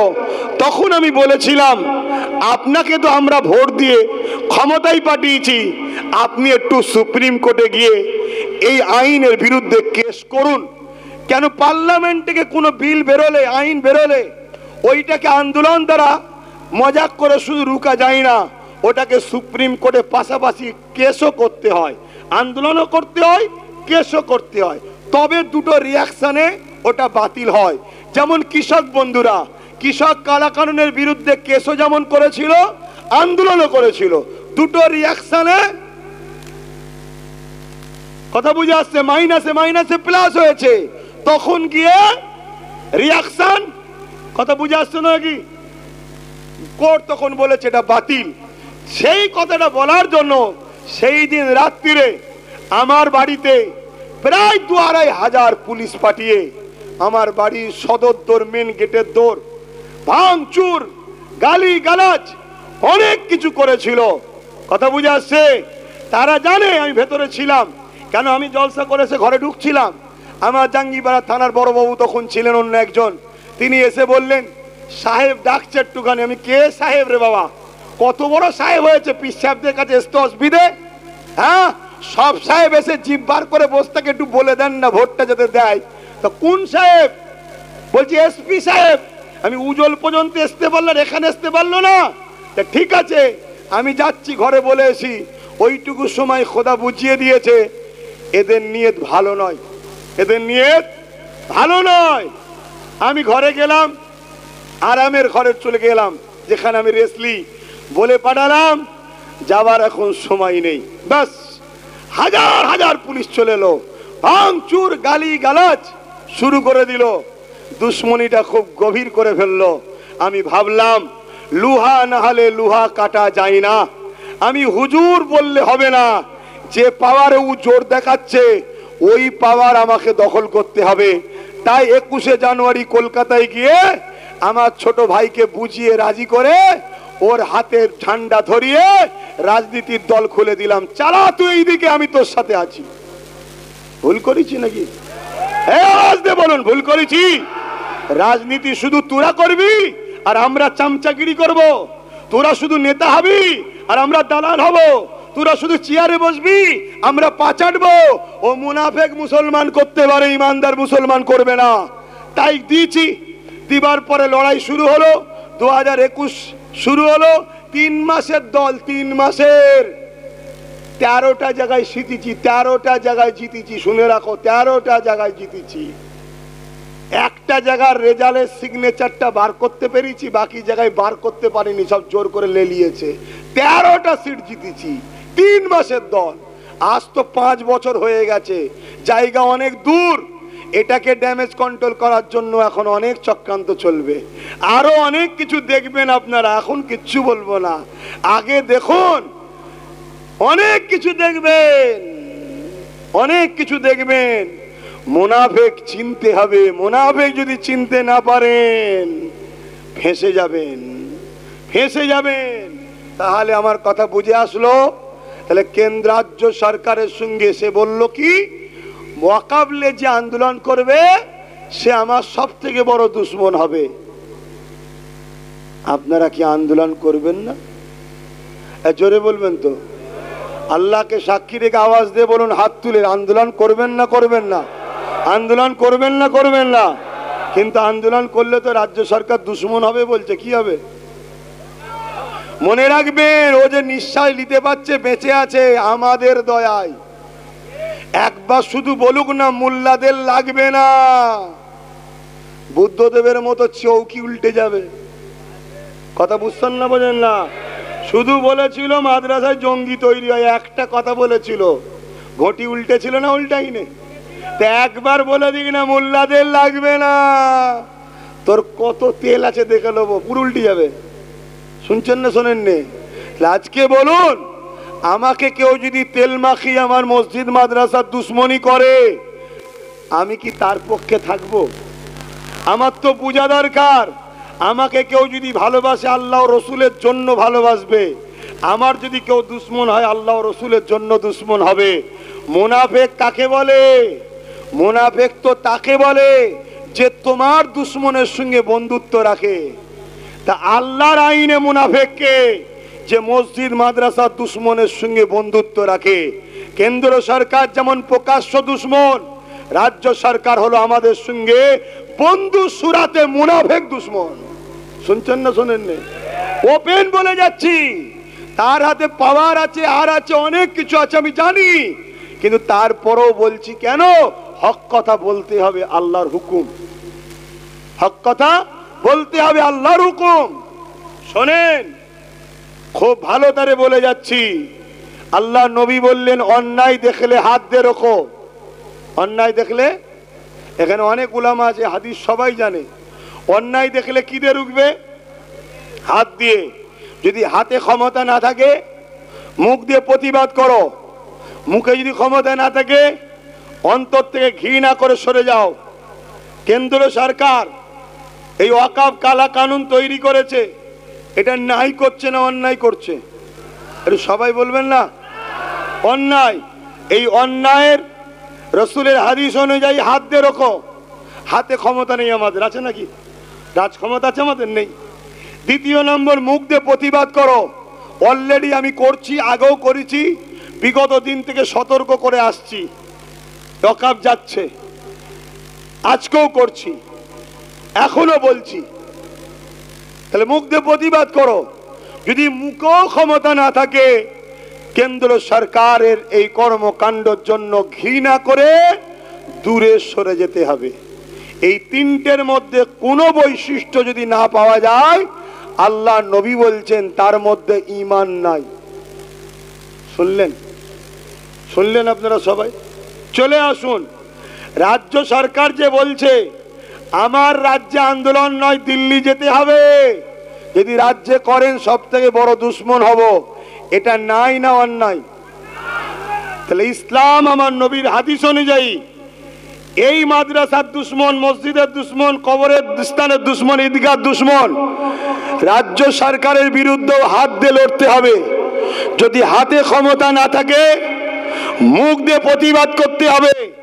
যদি মুখে ক্ষমতা না থাকে, অন্তর থেকে ঘৃণা করে সরে যেতে হবে। যদি এই তিনটের মধ্যে না থাকে, তার মধ্যে রসুলের হাদিস হলো ঈমান নেই, ঈমান নেই, ঈমান নেই। এরপরেও যদি কোন পীরজাদা রাজ্য সরকারের দালালি করে, জানতে হবে রসুলের হাদিস অনুযায়ী বেঈমান। কোন মুফতি মৌলানা রাজ্য সরকারের দালালি করে, জানতে হবে রসুলের হাদিস অনুযায়ী বেঈমান। কোন ইমাম যদি এটা জানার পরও দালালি করে, প্রমাণ যদি হয়ে যায়, জানতে হবে বেঈমান। আর বেঈমান হুজুর নিয়ে, বেঈমান মুফতি নিয়ে, বেঈমান ইমান নিয়ে কি নাজাত পাবেন? এজন্যই তো নবী বললেন, আখরি জমানায়, হাদিস প্রথম বলেছিলাম, মসজিদ ভর্তি লোক থাকবে, একটাও ইমানদার থাকবে না। একটাও বলতে ইমানটাও পড়ছে। এই শুনছেন না শুনেন? এবারে আমাকে তো বলতে হবে, আমি ডাইরেক্ট তো কারো নাম ধরে বলছি না, ঠিক না বেটি? দ্বিতীয় নম্বর, রসুল বললেন আখরি জামানায় আসমানের নিচে, জমিনের উপরে সব থেকে নিকৃষ্ট হবে একদল উলামা। এই যে শুনছেন না শোনেন? 3 নম্বর আর একটা হাদিস বলেছিলাম, কি? হাতের তালুতে আগুন রাখার থেকেও ঈমান বাঁচানো বড় কষ্ট। এটার উদাহরণ কি? সব বুঝার পরও শয়তান এসে অন্তরে ধোকা দেবে বা পাড়ার দু চারটে মুনাফেক মুসলমান বলবে সবই ঠিক আছে, কিন্তু একে না দিলে তো বিজেপি আসবে। এইটা হলো হাতের তালুতে আগুন রাখার থেকেও ইমান বাঁচানো কষ্ট বেশি। শুনছেন তো নাকি? ও বিজেপির ভয়ে এই বেঈমানকেও সাপোর্ট করে আরেক বেঈমান হতে হবে। আমাদের উচিত কে আসবে কে যাবে ও ঠিকই আমরা নিয়ে বসে নাই, আমরা আল্লাহর উপরে ভরসা করব, আল্লাহকে ভয় করব। আমাদের যদি আল্লাহ বাঁচায়, বিজেপি কেন, মোদি ডোনাল্ড ট্রাম্প সবাই মিলে একসাথে আইনা লাগবে আমাদের সাথে। আল্লাহ যদি সাহায্য করে, এদের কারো ঘাড়ের মাজাল নেই আমাদের কিছু করতে পারে। এটা হলো ঈমান। কথা মাথায় ঢুকছে? এরপরও শেষ কথা বলে যাচ্ছি, ইমাম বন্ধুরা, আলেম বন্ধুরা, মৌলানা, সাধারণ মানুষ সবাইকে বলে যাচ্ছি, এরপরও যদি মনে হয় যে না সবই ঠিক আছে, তারপরও আমাদেরকে একটু ভাবতে হবে। তা ভাবার প্রথম শর্ত হলো তোমরা সবাই মিলে তোমাদের দরদিকে বলো ও যে কথাটা বলেছে ক্ষমা চেয়ে নিতে, যে দিল্লি যাওয়া বলাটা আমার ভুল হয়ে গেছে। শুনছেন না শোনেননি? তাহলে তোমাদের জন্য মশলাই আবার দরজা খুলে যাবে। শুনছেন না শোনেননি? এই ভাই তুই এবার বলে দে, নাই ফতোয়ায় আটকে গেছি আমরা, তুইও বাঁচ, আমাদের ইমানটাও বাঁচুক। শুনছেন না শোনেননি? তোমাদেরকে কত ভালোবাসে একবার বলে দেখো তো। তওবা চাইতে হবে না, ও তওবা তো বোঝে না, শুধু বলবে ভাই আমার বলাটা ভুল হয়েছে, রাজ্য সবার ঠিক আছে, সবাই আন্দোলন করো। কি গো, আমার কথায় কেউ কষ্ট পেচ্ছেন নাকি? বিরিয়ানি তো আমার পরে দেবেন, আর একজন আছে, যদি কষ্ট লাগে একটু ঘুরে এলেন না, 2-5 মিনিট বলবো তো, অসুবিধা হচ্ছে? তাহলে আমার কথাটা কি ভুল হলো নাকি? তা আপনাদের ঘরে সত্যি যদি চাই, এর জন্য আপনারা মারপিট করছেন, এর জন্য আপনারা ভাইকে কেস দিচ্ছেন, এর জন্য নবীর আওলাদদের ঘরে গাল দিয়েছেন, এর জন্য কি না করছেন, সব যখন করছেন, তাহলে একবার বুঝান না যে আপনি যা বলেছেন আমরা ফতোয়াতে আটকে গেছি, ফতোয়ায় আটকে গেছি। একবার আপনি শুধু বলে দেন যে ওইটা আমার বলা ভুল হয়েছিল, আন্দোলন তো করার অধিকার তোমাদের আছে, তবে রাজ্যের কোনো ক্ষতি না হয় মাথায় রাখবে। সুন্দর কথা, ঠিক না বেটি? রাজ্যের ক্ষতি করব কেন আমরা? আমাদের লড়াই বিজেপির সাথে, তার রাজ্যের ক্ষতি করব কেন? ঠিক না বেটি? ক্লিয়ার হয়ে যায়, ফতোয়ার লাইন ক্লিয়ার হয়ে যাবে। একবার বলুক না, তোমাদেরকে আর পৌঁছে না, যা ঘুটি সাজাবার সাজিয়ে নিয়েছে, আঁচলের তলায় যে 20 গাছ চাষ করা সব চাষ হয়ে গেছে, এবারে ঘটি উল্টাবে, তোমাদেরকে প্রায় বাঁধা হয়েই গেছে, এবারে হালাল করার জন্য মৌলানা আসবে। বুঝছেন তো নাকি? কোরবানির পশু দেখেছেন তো? এটা প্রায় বলি, আজও বলছি, অসুবিধা আছে? কোরবানির পশু দেখবেন হালাল করার আগে, জবাই করার আগে, কাটার আগে, কাটা ভাষাটা আমরা বলি না কিন্তু বুঝতে হবে সবাইকে, তো কাটার আগে, হালাল করার আগে, জবাই করার আগে মহব্বত দেখিয়ে, ভালোবাসা দেখিয়ে, গায়ে হাত বুলিয়ে পশুটাকে বাঁধে অন্যজন, বাঁধে অন্যজন, আর যে হালাল করে, জবাই করে, কাটে, সে তখন কিন্তু সাইডে থাকে। বাঁধা হয়ে গেল, দাম করে ফেলে দিল, পুরো বেঁধে ফেলেছে, এবারে অস্ত্র নিয়ে হাজির। তখন কোরবানির পশু চিন্তা করছে, হারা তোরা তো মানুষ রে, খাওয়ালি পানি, গায়ে মাথায় হাত বুলালি, আর এই কি সর্বনাশ করলি। কিন্তু তখন আর কিছু করার আছে? পা ছুটতে পারবে, ল্যাং মারতে পারবে। আর যদি আগে বুঝতে পেরে যেত, তো মৌলী সাহেব এখন দিল্লিতে আছে, ইনাকে দিয়ে আমাদের ঘরে কুরবানির পশুর মতো বাঁধছে, এমনি তো বলে দিচ্ছে দুধের গাই। বাঁধা যখন হয়ে যাবে, মৌলী সাহেব আসবে, তখন তুমি আমিও বলবো ওই কুরবানির পশুর মতো, হ্যাঁ ঘুমটা দেখি সর্বনাশ করলি রে, ইফতার পার্টির নামে এসে কি বিপদ করলি। তখন আর কিছু করার থাকবে? তোমরা তো হাসছো, আমি দেখে অবাক হয়ে যাচ্ছি, তোমরা হাসছো। হ্যাঁ, তোমার চোখের সামনে তোমার বেটি, তোমার মায়ের রেপ হবে, তোমায় দেখতে হবে। আজ আব্বাস সিদ্দিকী বলে যাচ্ছি নবীর মেম্বারে বসে, তোমার সামনে তোমার ছোট্ট বাচ্চাকে অস্ত্রের ওপরে তুলে ফেলে দিয়ে ওপর দিক দিয়ে অস্ত্র বার করে দেবে, ভড়ি ফেলতে দিয়ে, তোমার বাচ্চাকে দেখতে হবে। কেন? তোমাদের আলেম উলামারা তোমাদেরকে বুঝিয়েছে দুনিয়াদারিকেও অত বেশি মাথা দিতে হবে না, নামাজ পড়, রোজা রাখ, আল্লাহ আল্লাহ কর, ও রাজনীতি ওরা করছে করুক গে যাক, আমরা তো জান্নাত লোভ, শুধু জান্নাতের লোভ দিয়েছে। শুনছেন না শোনেননি? আর আল্লাহ কোরআনে কি শিখাচ্ছে? রব্বানা আতেনা ফিদ দুনিয়া হাসানা, আগে দুনিয়ার ভালাই চা, অফিল আখিরাতে হাসানা, পরকালের ভালাই তারপরে। ছেলে পড়াশোনা করেছে, চাকরি করতে গেলে রাজ পাওয়ার দরকার। শুনছেন? সব জায়গায় বিমারে পড়েছেন, কোনো চিকিৎসায় যাবেন, সিট পাবেন না রাজনীতির নেতা না ফোন করলে। সব জায়গাতে এখন রাজনীতি, মসজিদ, কবরস্থান, ওইখানেও রাজনীতির লোক ঢুকে গেছে সব জায়গায়। আর তুমি এখনো বলছো আমাদের তো আখেরাত, আর আল্লাহ বলছে দুনিয়ার অন্যায়কে মিটা, তবে তোকে আমি জান্নাত দেবো। কুনতুম খায়রা উম্মাতিন উখরিজাত লিন-নাস তা'মুরুনা বিল মা'রুফ ওয়া তানহাউনা আনিল মুনকার। হে উম্মতে মুহাম্মাদি, তোমাকে আমাকে খায়ের উম্মত করেছে আল্লাহ, খায়রুল উম্মাহ। কেন? যে কাজ নবীরা করেছে ওই কাজের ডিউটি তোমাকে আমাকে দিয়েছে। কি? প্রত্যেকটা নবী দুটো কাজ করেছিল, অন্যায় মিটিয়েছে, ন্যায়কে প্রতিষ্ঠিত করেছে। তাই প্রত্যেকটা নবীর সঙ্গে সময়ের শাসকের লড়াই ছিল, প্রত্যেকটা নবী জালিম শাসকের বিরোধী করেছে। তাই আব্বাস সিদ্দিকও মুহাম্মদ রাসূলের সুন্নত অনুযায়ী জালিম শাসকের বিরোধী করি। শুনছেন না শোনেননি? আর ইসলাম বলছে কেউ যদি কোনো অন্যায় থেকে কাউকে সরাও, তাকে আর একটা জিনিস তার বিনিময়ে দাও। ধরো কেউ হারাম খাচ্ছে, তাকে যদি সরাও হালাল খাদ্যটা দাও। নাপাক পানি খাচ্ছে, তাকে ফ্রেশ পানি দাও। তাই শয়তান থেকে যখন সরাবো, ইসলামের দুশ্মন থেকে যখন সরাবো, একটা ভালো দিতে হবে তো। তাই নিজের মায়ের পেটের ভাইকে 42 দিন জেল খাটিয়েও তোমাদের জন্য দিয়ে দিয়েছি। কি দরকার ছিল ওর জেলে যাবার? ও তো আমার মতো এসে জলসা করতে পারতো, টুক করে যাবো এখন ঘরে যে ঘুমাবো, পকেট গরম হয়ে যাবে একটু পরেই। না, আমার পকেট তাকে গরম থাকে। শুনছেন না শোনেন না? তাহলে ও তো করতে পারতো, আরো 50টা পীর সাহেবের মতো করতে পারতো তো। না, ও কোনো দলে গিয়ে দালালিও করেনি, একদম জিরো থেকে, অঙ্কুর থেকে ঠেলে ঠেলে ঠেলে ঠেলে উঠছে। আজ পুরো বাংলা ওকে চাইছে।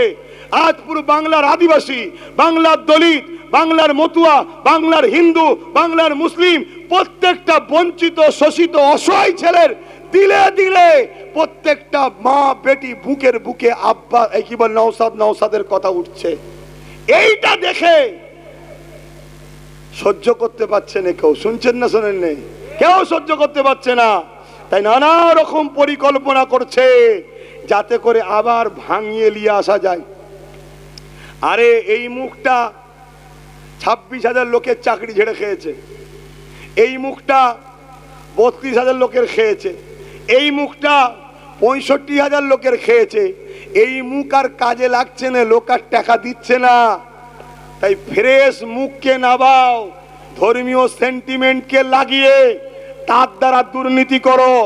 দুর্নীতি করে কিছুদিন পরে তাকেও জেলে ভরে দাও। ভরে দিবার পর দাদা পীরের সিলসিলাটার বদলাম গায়ে লাগিয়ে দাও। এরকমও চক্রান্ত চলছে। শুনছেন না শোনেন নে? আমার এই কথাটা মনে থাকবে তো? আমার মনের মধ্যে বড় ভয় হচ্ছে যে খুব শিগগিরই দুর্নীতির কেসে সিলসিলার উপরে বদলামের ঝাড় না এসে যায়।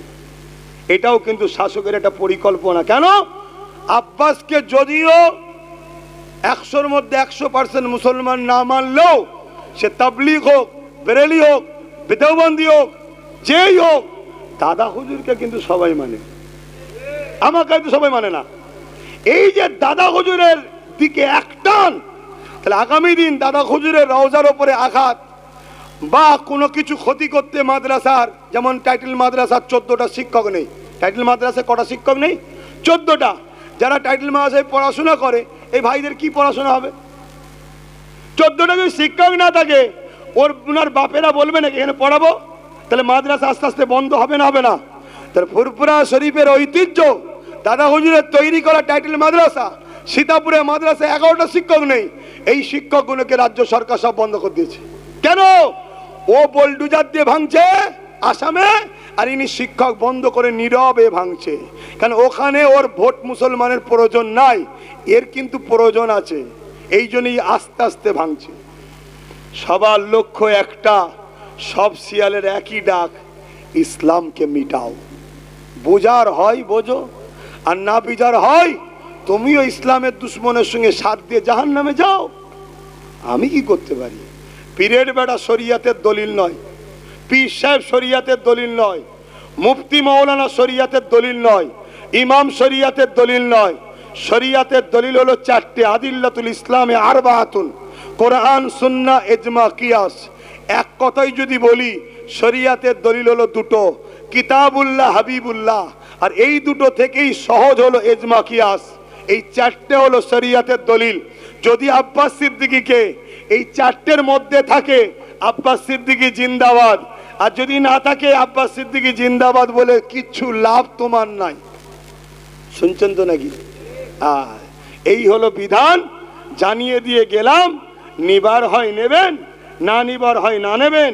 কেন? একজন ধর্মগুরু ঘরের ছেলে হিসাবে, ধর্ম প্রচারক হিসাবে আমার কওমকে আমার প্রচার করতে হবে।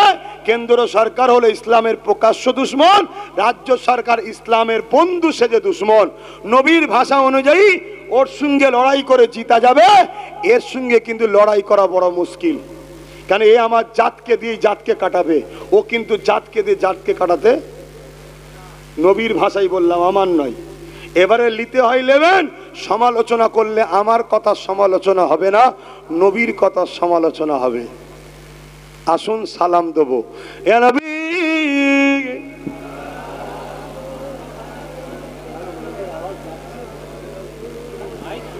আমি শুনতে পাইনি।